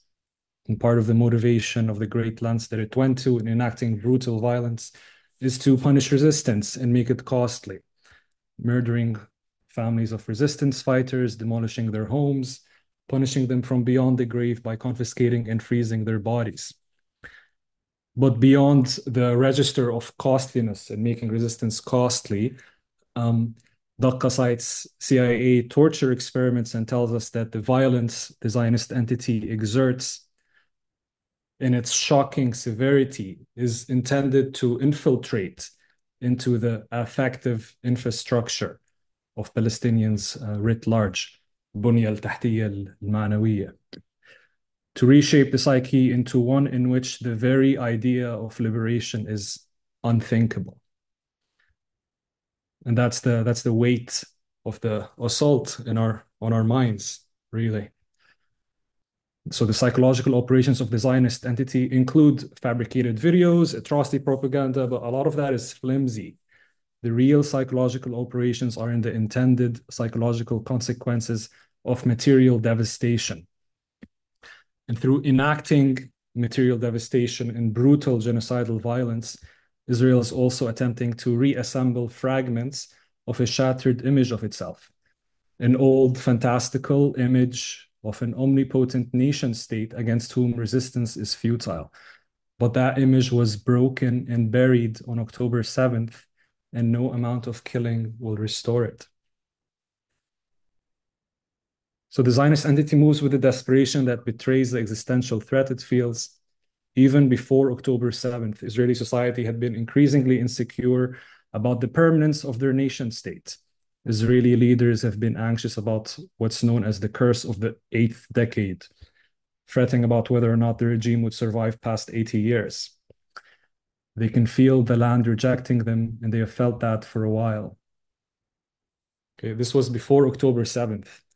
Since then, at least 500,000 Israeli settlers have fled the colony, never to return.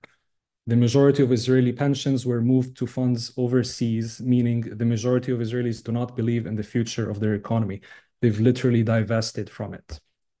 So economically, Israel is in shambles.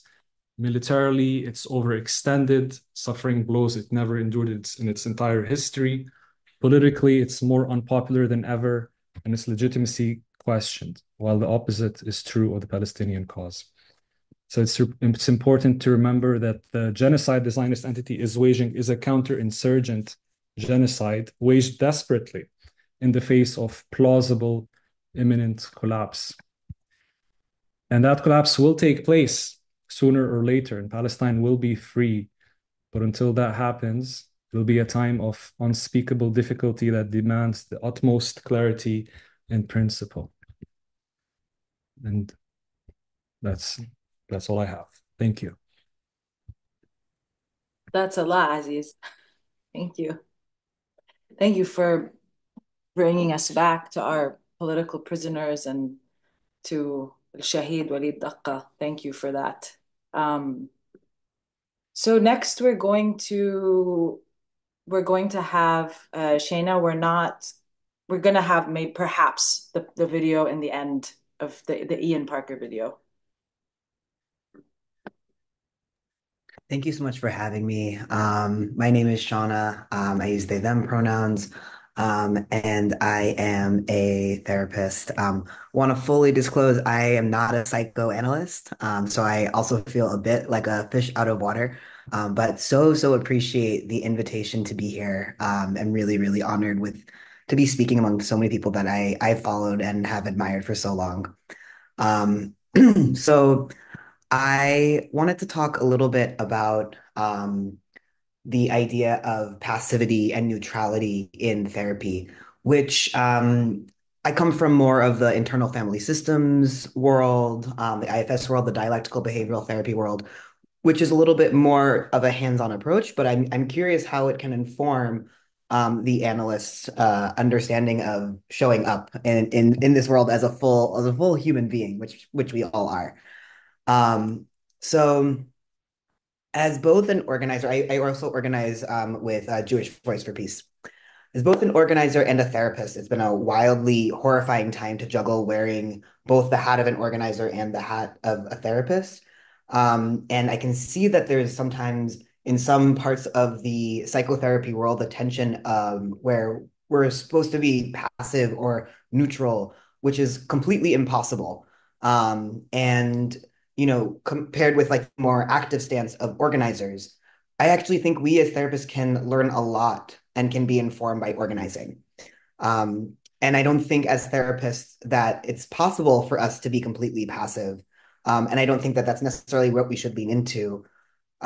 We can still meet our clients where they are at and take a more active role in our clinical work by pointing out where our clients are out of alignment. And I'll get more into what I mean by that in a second.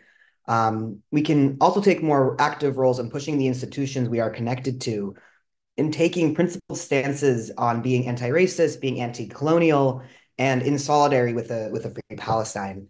And I'll talk about an effort I was involved with in my workplace over the past year, and hopefully can inform the work that we all do. So as therapists, we wrestle with this tension of passivity. In some spaces, we're taught that meeting the client where they're at means that we don't speak about our own politics and we have to take a stance of neutrality. While a role as therapists is different than organizers, I don't think we should check our politics at the door. I don't think that's possible.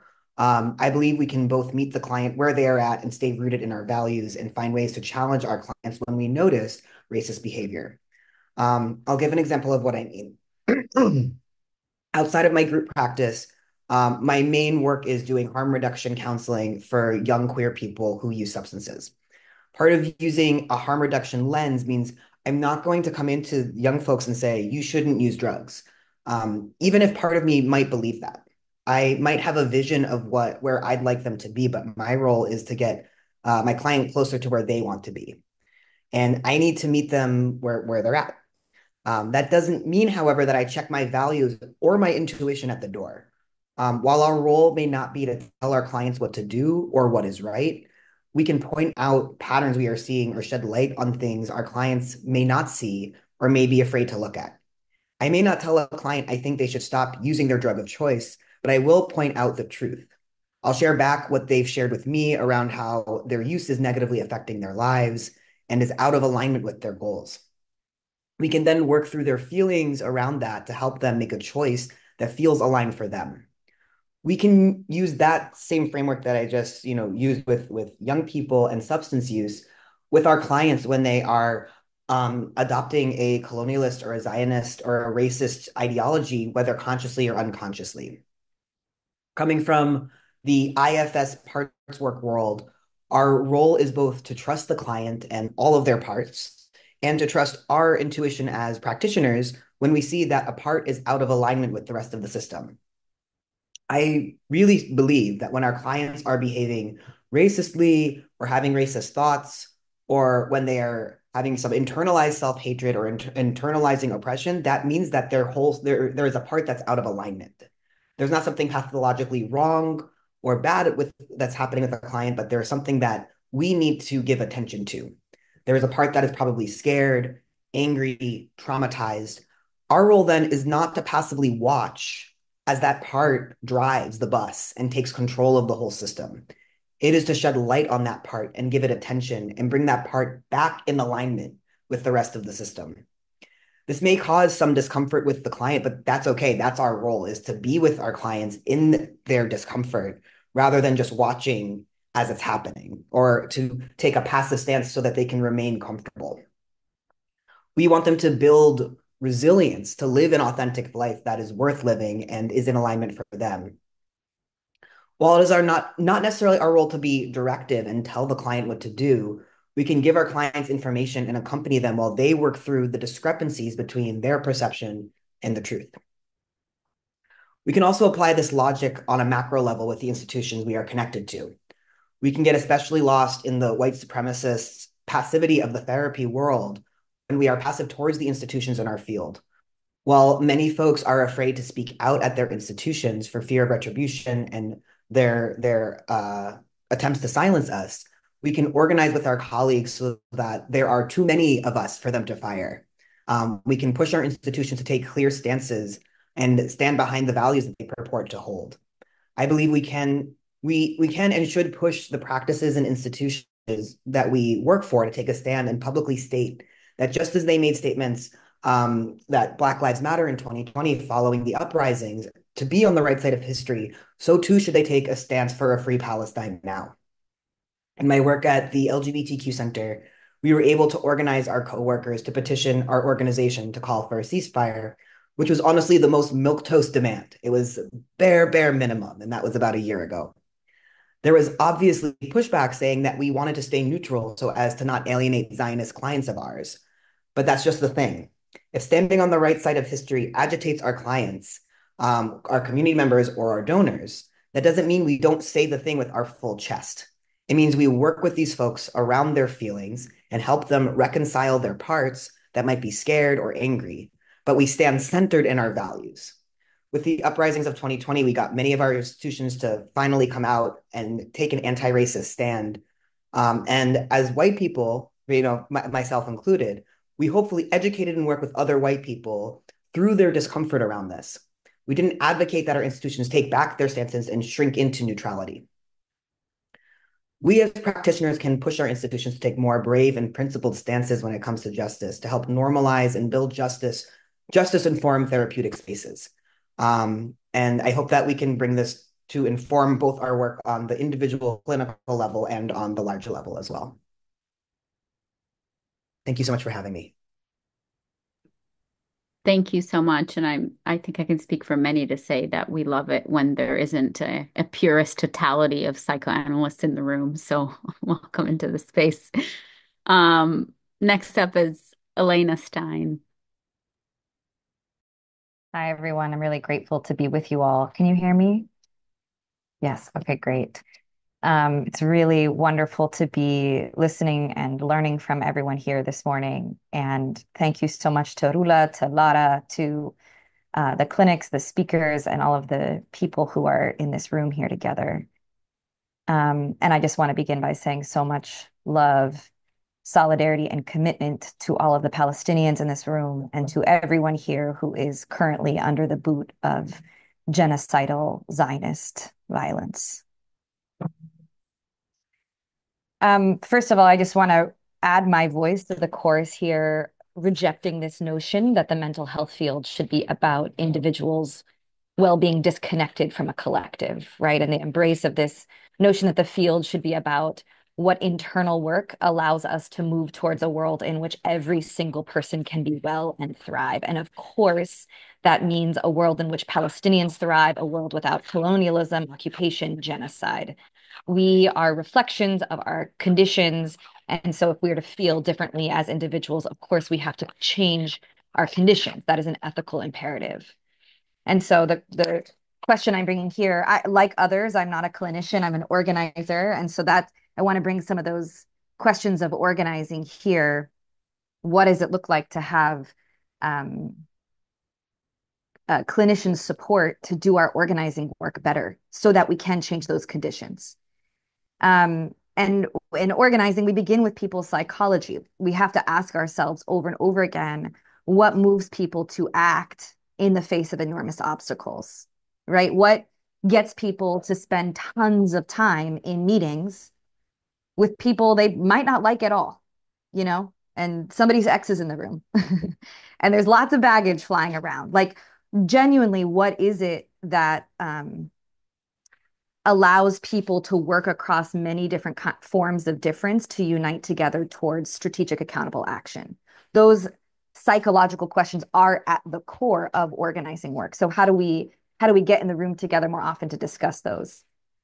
I really resonated with the questions that Tamar brought about how to put the collective before the individual, about the mental health of organizations and the relationship there, the mental health of organizers, about the contradiction between the encouragement we often hear to take breaks to prevent burnout in relationship to the incredibly dire, urgent imperative before us, and the invitation to clinicians for support with some of these questions.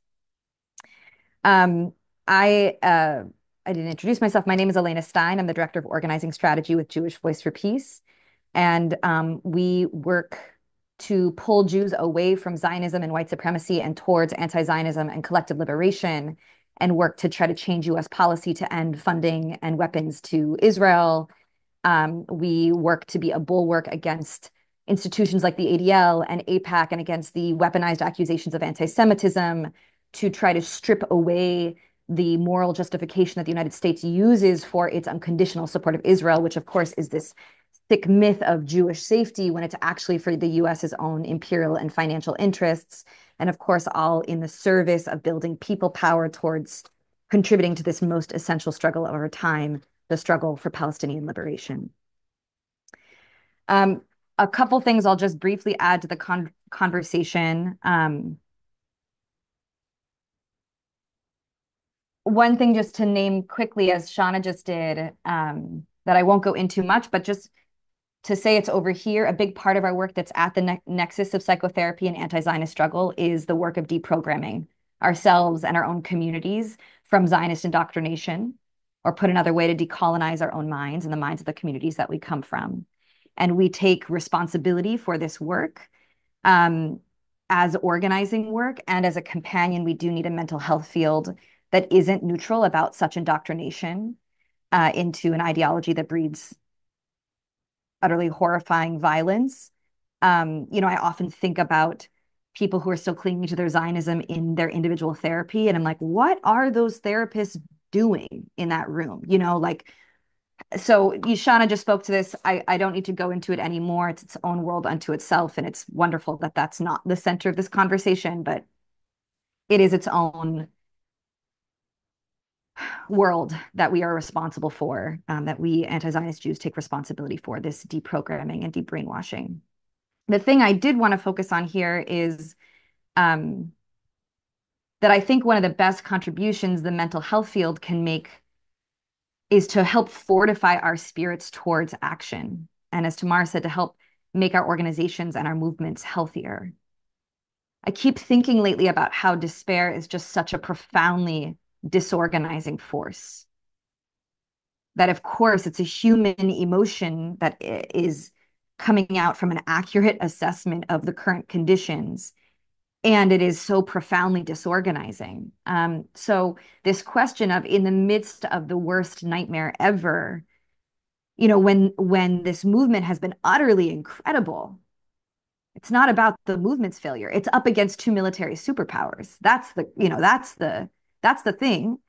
And as we watch these two military superpowers only go deeper into their campaign of extermination, the question of how do we keep going and how do we power others to keep going? How do we fortify our spirits in the service of continuing to organize and to fight? What I don't mean, and what I sometimes feel frustrated at, is how do we give people the tools to watch the horror and process it and be okay? And just to be clear, I'm not speaking about I'm only speaking about non-Palestinians here. But I'm like, it's a sign of our humanity that we are not okay right now. We should not be seeing these images and be like, oh, I can metabolize that. This is unmetabolizable for a reason. And to have emotional responses of rage, of profound grief, this is, to me, I mean, I'm speaking here not as a clinician again, but I see this as our refusal to submit to the powers that be and to maintain our own humanness, right?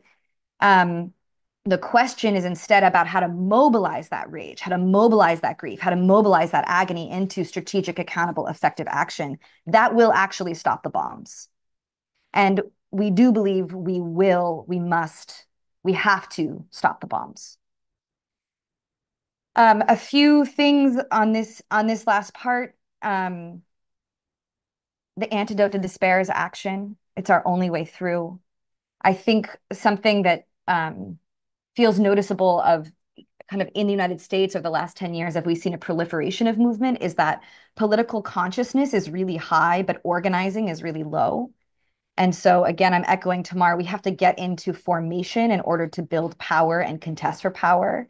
And that means the simplest way to do that is to join an organization. We have to get offline more and into in-person. I don't mean this kind of offline. I mean off Twitter and into political community where we can strategize and organize, and where there's enough psychological safety that people can take risks, because we must take risks in this work. And I think acting right now is just very difficult. The battle is so uphill. It's so devastating. Of course, we're just so profoundly aware that at every moment of this campaign of extermination, the weapons are coming from the United States. The cover is coming from the United States. And even inside organizing, because people are being gaslit left and right people inside organizing are also allergic to being gaslit about any overconfidence that we have in our strategies. And so we have to be extremely honest with our people, level emotionally, be honest about how hard the fight is right now to get an arms embargo, and then lay out very clearly what the path would be, and that even if the odds are stacked against us, we're going to fight with everything we have.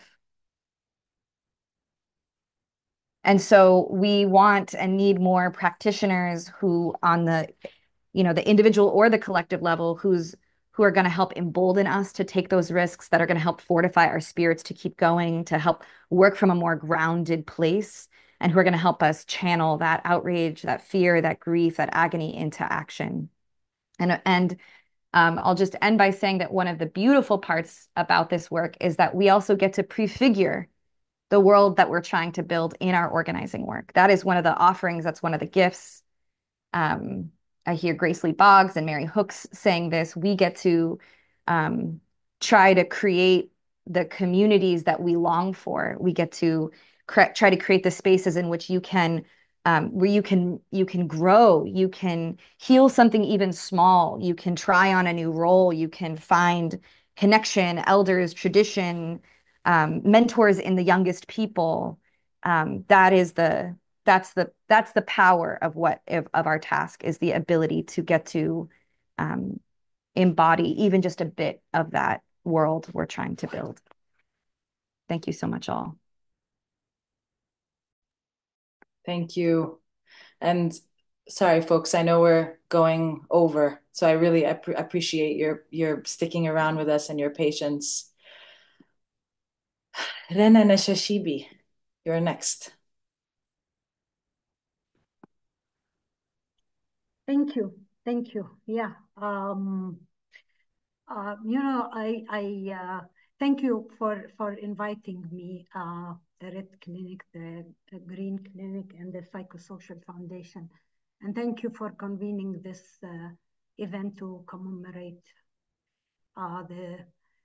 to remember. Well, I don't know the use of the word. It's also, it's late. There is so much stress around. I lose my English. This is the first thing that I lose. I lose my English. So excuse me if I double and rebel here and there. Anyway, thank you. Yes, always great to see friends and loved ones. And Muhammad, yes, I miss you. Jerusalem misses you. And come back. Well, I am always hesitant to speak or not to speak because I mean, we are living. I live in Jerusalem, Lama, the holy city of the whole world supposedly fights over, but everybody wants to destroy. And it's for me, it's my city. It's what I love the most, and nothing more fancy than that. It's the place that I love every road in it, in every street, every building, everything in it has a very fond memory for me. So when I see that, it's put in that place where it is again I don't know what's the word for a city, de-citicized. It's very painful because it's a city, it's a home, and also Palestine. It's my country. It's the place that I love the most, and I wish that we don't have to go through all that, and just be people who love their city and love love their country, and can be able to enjoy that. But no, we can't, because we are living in this colonial imperialist under this colonialist imperialist system that actually look at us as resources that have to be usurped and used and abused. And that's why I wanted to start by saying that, I hope that I would be after Tamar, to say that, yes, the activists of the world unite. And that's what we have to say, activists of the world unite. I happen to be a communist, an ex-party member, not because I don't want to be a party member. I believe very much in party affiliation, and I believe so much in communism till today. But the problem for me was when the Communist Party of Palestine decided to change the name from a communist party to the People Party. And guess why they changed it? Not because supposedly communism is not an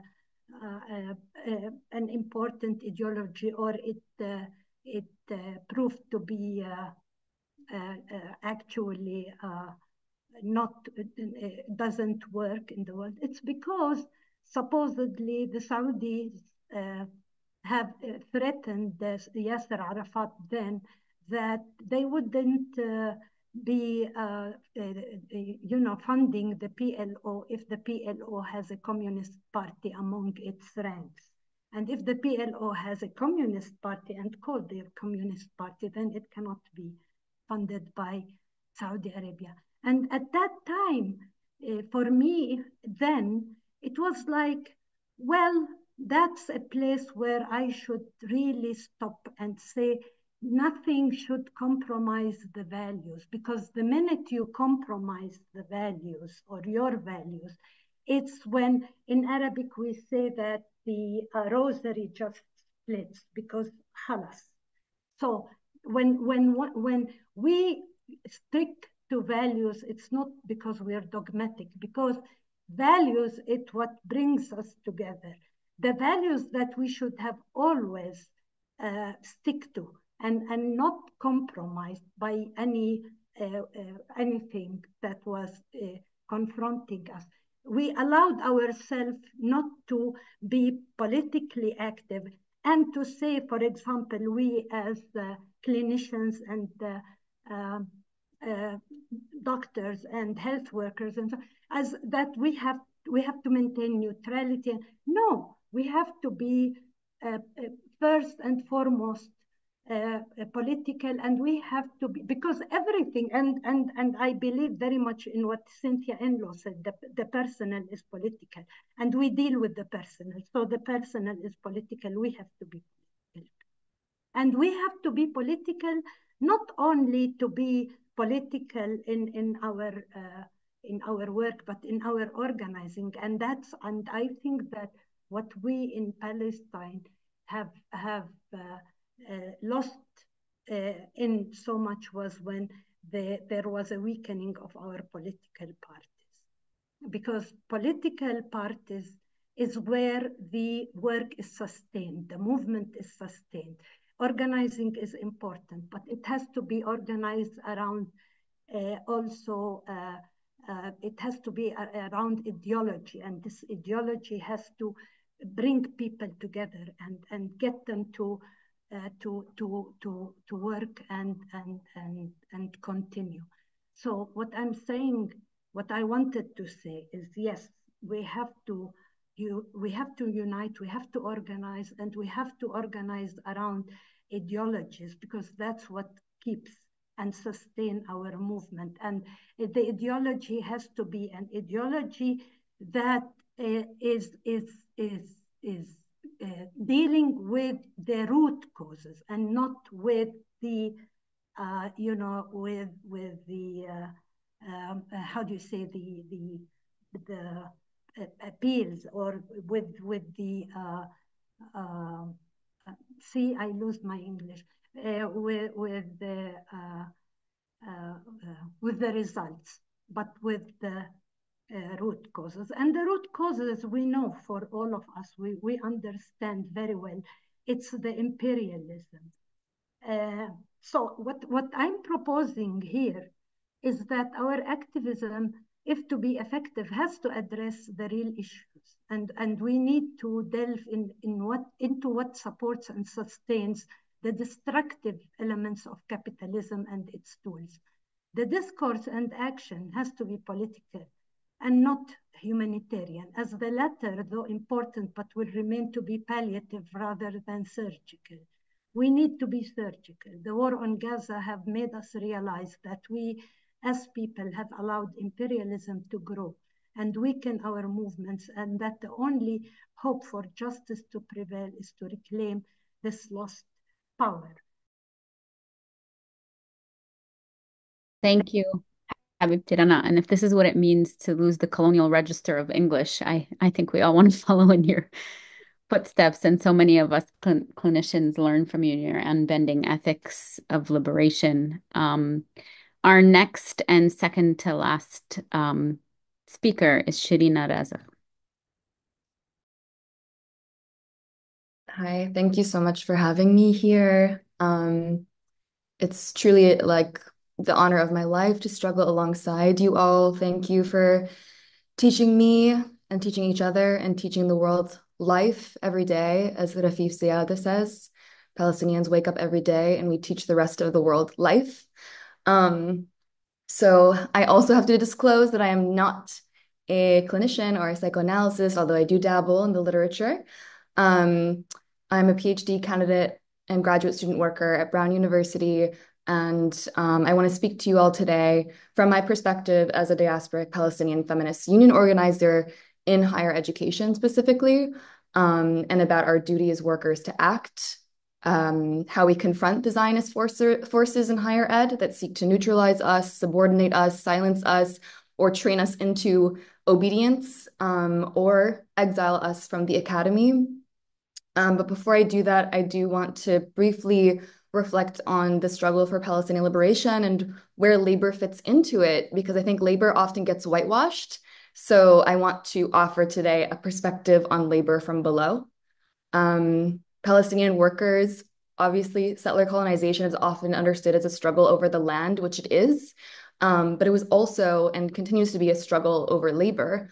So Palestinian workers from the beginning of Zionist colonization, which obviously precedes the declaration of the Zionist state by many decades, were forcibly alienated from the colony's labor force before it was recognized as a state to prevent the power of Palestinian organized labor from challenging the colony. So the Histadrut, Zionist Federation of Labor, was founded in 1920, but their work alienating Palestinian labor began much earlier. Settler colonizations built on a structure of indigenous elimination in order to take over the lands of the native, annihilate or assimilate them, and replace them with settlers.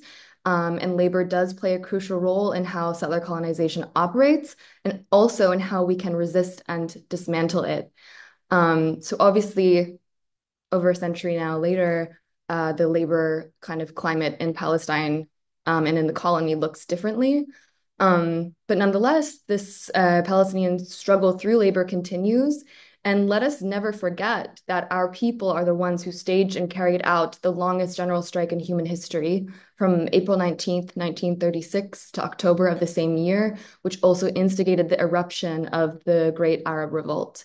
So labor, general strike, withholding of labor is so crucial to the Palestinian liberation struggle historically, and it continues today. And it continues for us in the belly of the beast in the form of calls coming to us from the Palestinian General Federation of Trade Unions, urging us and all workers of conscience to intervene wherever our workplaces may be and however our work may be complicit in this genocide, to intervene, to stop the flows of political, financial, legal, intellectual, and social capital necessary to sustain Israel through its genocidal explosion right now that is reaching across the region, even beyond Gaza. Since this call emerged in October of last year, our commitments to truly international working class solidarity have been renewed and also tested as workers around the world rise up and respond, which has been incredible to be a part of, to witness, and also to know that it's not enough and this struggle needs to continue. And also that international labor solidarity with Palestine is not new. So often the story of the 1973 wildcat strike staged by Arab auto workers in Detroit comes to mind, a strike that was planned in coordination with the Black Liberation Movement, calling on the UAW to divest from its Israeli partners and returning over $300,000 worth of Israeli state bonds. And we're seeing now again, I've been a part of efforts of workers to call on the divestment of our nationals from Israeli state bonds. And it's really crucial work that needs to continue. Specifically in higher education, workers now are facing serious escalations on the part of the imperial universities tightening alignments with Zionism. Palestinian scholars and non-Palestinian scholars who simply teach the truth about this ongoing genocide, the Nakba, 100 years of colonization, are facing surveillance, censorship, suspensions, and even terminations, while students are struggling to do the bare minimum of having their schools divest from the war machine that has made this genocide not only possible, but lucrative, who face similar treatment by our institutions. At Brown, where I'm a graduate worker, the university's governing body literally just voted against divestment through a series of maneuverings against the student movement, and sadly through the use of, I think, really abusive tactics by the administration that preyed upon the good faith assumption of undergraduate students in the universities. We have to move past these good faith assumptions. We are so beyond that. We're so beyond that in our universities now. So one thing I did really want to share for the workers who are here or folks who are organizing in labor spaces is a lie that we are told as labor organizers, which is that Palestine does not have to do with us and our labor organizing. We have to reject that lie. Scratch the surface of wherever you're working, and you can probably find Zionist ties. Like, this is just the reality of many, many institutions, powerful institutions in the US. And so we have to insist that because my employer invests millions in the military-industrial complex that buttresses the genocidal, racist apartheid regime of Israel, my employer makes Palestine my working conditions. And therefore, as workers, we have a right to refuse these colonial conditions of our work. In institutions of higher learning, we as the workers who actually do the research and teaching missions of these hedge funds with schools attached to them, the ones who actually do that work that keeps the institutions running, whose labor generates the prestige that the administrative and billionaire class cash in on, we have an obligation to refuse and reject the complicity of that our employer entangles us in. So I tell people all the time, we must insist Palestine is our working conditions, and organize from that perspective. So this lie that Palestine solidarity will somehow derail our labor organizing efforts, coming not from the employer now, but coming from our coworkers or coming from our national federations that tell us that we can separate the bread and butter of labor rights, of wages, of workplace conditions from these tertiary political struggles. This is a lie laundered by the imperial boss to stop us for many of us, from using our greatest power, which is organized labor, to oppose, intervene in, and literally stop this genocide. Dock workers have been doing this on the front lines. In academia, our frontier looks different, but it is nonetheless a frontier, and we have responsibilities to hold that line. As we witness our people on the ground literally laying their lives on the line to protect our land, we have to do the bare minimum of holding the frontier in higher education.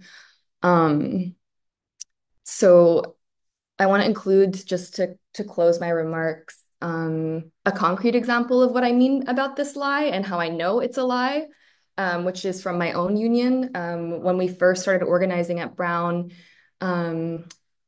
seriously organizing, like in the process of a recognition campaign, the undergraduate students passed a divestment referendum, and leaders in the union were discussing what to do because people politically stood with divestment, but there was concern about making a contentious political statement before we had even gotten recognition.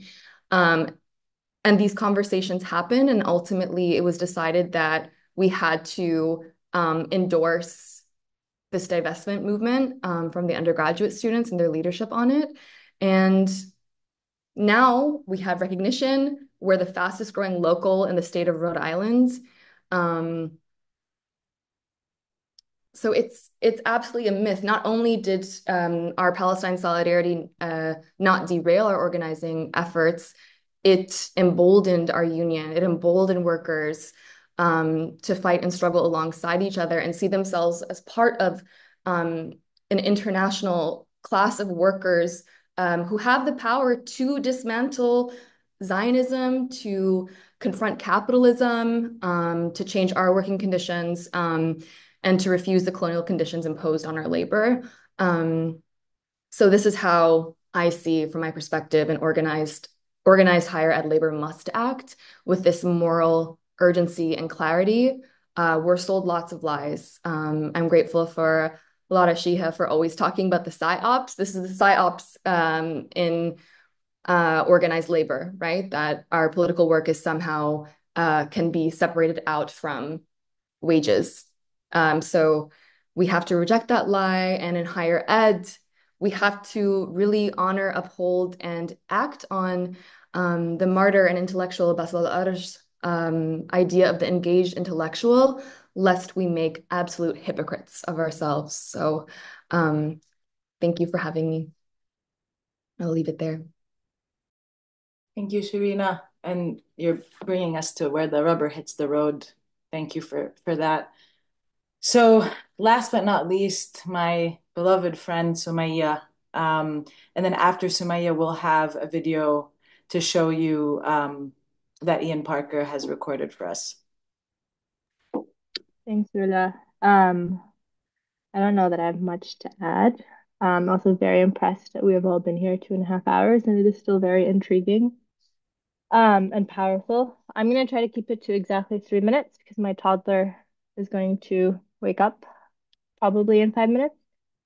I'm going to make 2 points.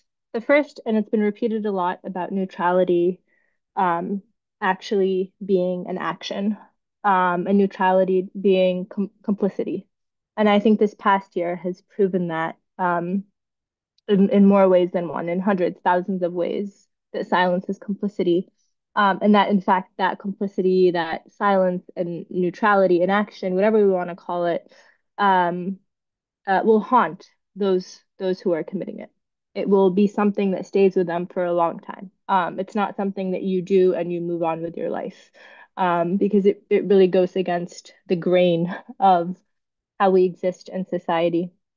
I also want to point out how ironic and hypocritical it is. I remember at some point in the past year, also this is not my field, echoing what many people have said, but like how much tension there was about creating a statement from like these associations or having different therapist office or social workers have a statement in solidarity with Gaza, which is like the bare minimum, and yet was met with so much strife and tension.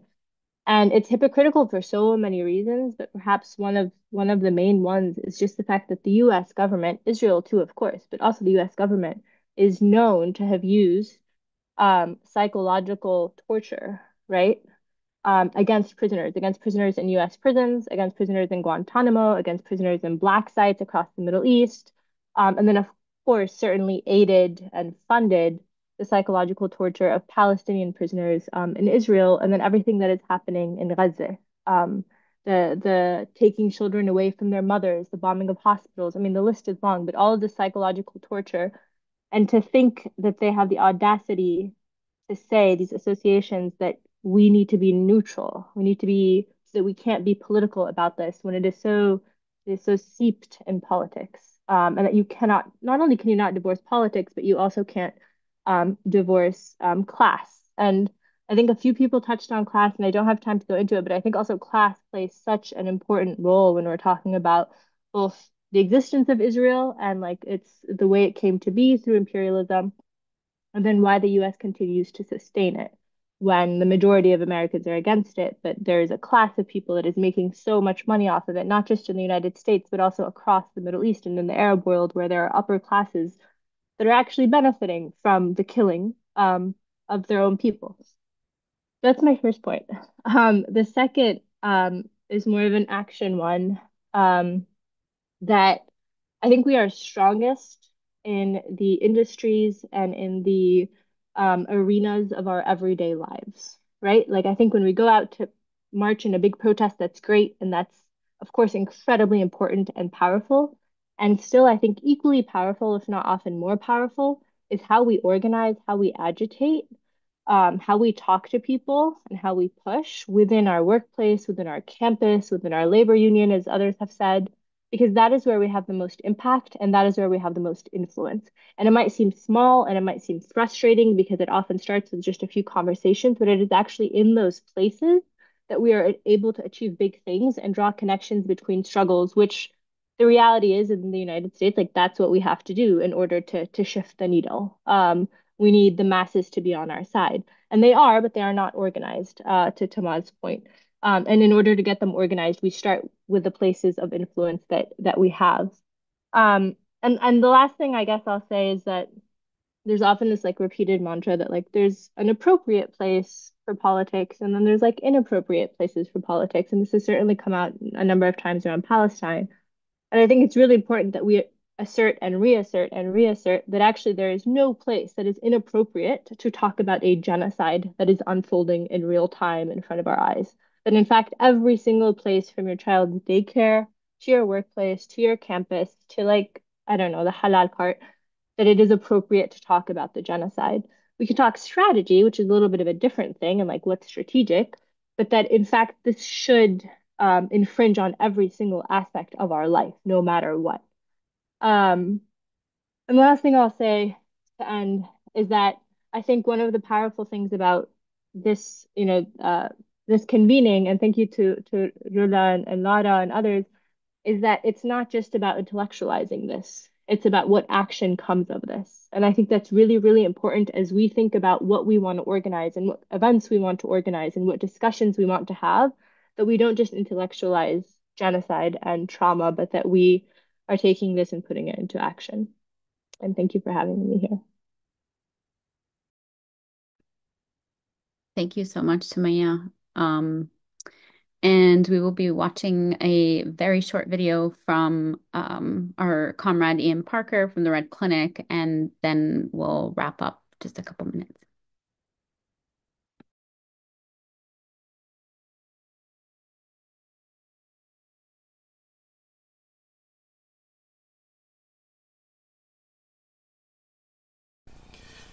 What is a psychoanalytic sensitivity to what is happening around us in the world and on the streets?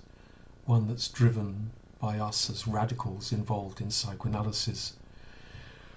One place is the place of the subject as a subject who speaks, and more to the point now, the place of the subject who must speak about genocide but is prevented from doing so. This is a problem we need to work through. I hear from the couch, as well as from comrades victimized in their workplaces, of this difficulty of speaking, of fear, of inhibition. Institutions are panicking when under legal threat. We've seen talks, film screenings, art exhibitions closed down, and the threat of people losing their jobs. There are consequences of this, political consequences and subjective consequences. There is fear of not being able to speak about genocide, and there's danger that this fear and frustration is expressed through rage and resentment and through an ideological short circuit to a turn to the populists, to those who do seem to speak out but spew out conspiracy theories that mislead us, dangerous conspiracy theories. That is one route to apparent free speech that is not at all free, does not free us. Where are psychoanalysts in this? On the right, the usual mainstream psychoanalytic position is silence. That is, in an attempt to avoid politics, there is by default adherence to a political position, the kind of silence that shuts down solidarity, that appeals for dialogue, and that pathologizes resistance. We've seen this in the reactionary statements issued by psychoanalytic organizations, statements that are effectively calls for collusion with the Israeli state, collusion with genocide. This criminal silence also fuels those who are silenced, those who are reduced to waiting for someone to speak for them, to say anything, including as a toxic mirror of the forces of repression. Psychoanalysts on the left approach this silence differently. First, we listen. Clinical space is precisely a space to speak and to be listened to. We do not judge or correct what we believe to be false, but we facilitate a place in the clinic where people can hear themselves speak, be witnessed speaking, and do that in such a way that traverses the fantasy that they're being cancelled and that other people must speak for them. This goes against some of the moralizing that passes for psychoanalysis on the right. Second, we do speak publicly, and in speaking we connect with politics.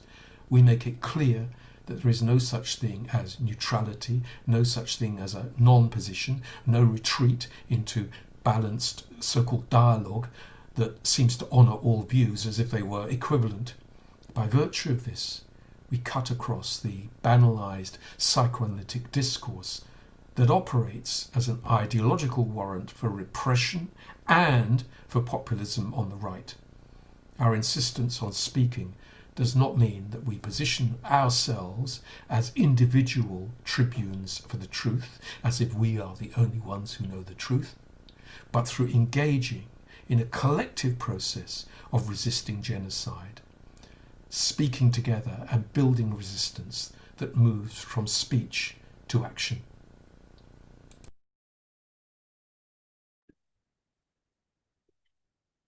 Thank you all so much for attending. And if nothing else, I hope that today, with the gathering that we've had and the many powerful voices we've listened to, is to remind us to divest from lending legitimacy or relying on the institutions that have always given cover to state violence, and instead join a growing movement that refuses to submit to the logics of oppression that brought us to this moment to begin with. We hope that there has been a contouring of a roadmap of how to attune to and act on, most importantly, the psychopolitical affective, if we're borrowing from Fanon. It's this texture of our work, a guide of how to disrupt and to hold the tension, as our friend and comrade Avi Sekotopoulou speaks of, and act in antagonism to the forces that stabilize genocidal Zionist violence from within and without.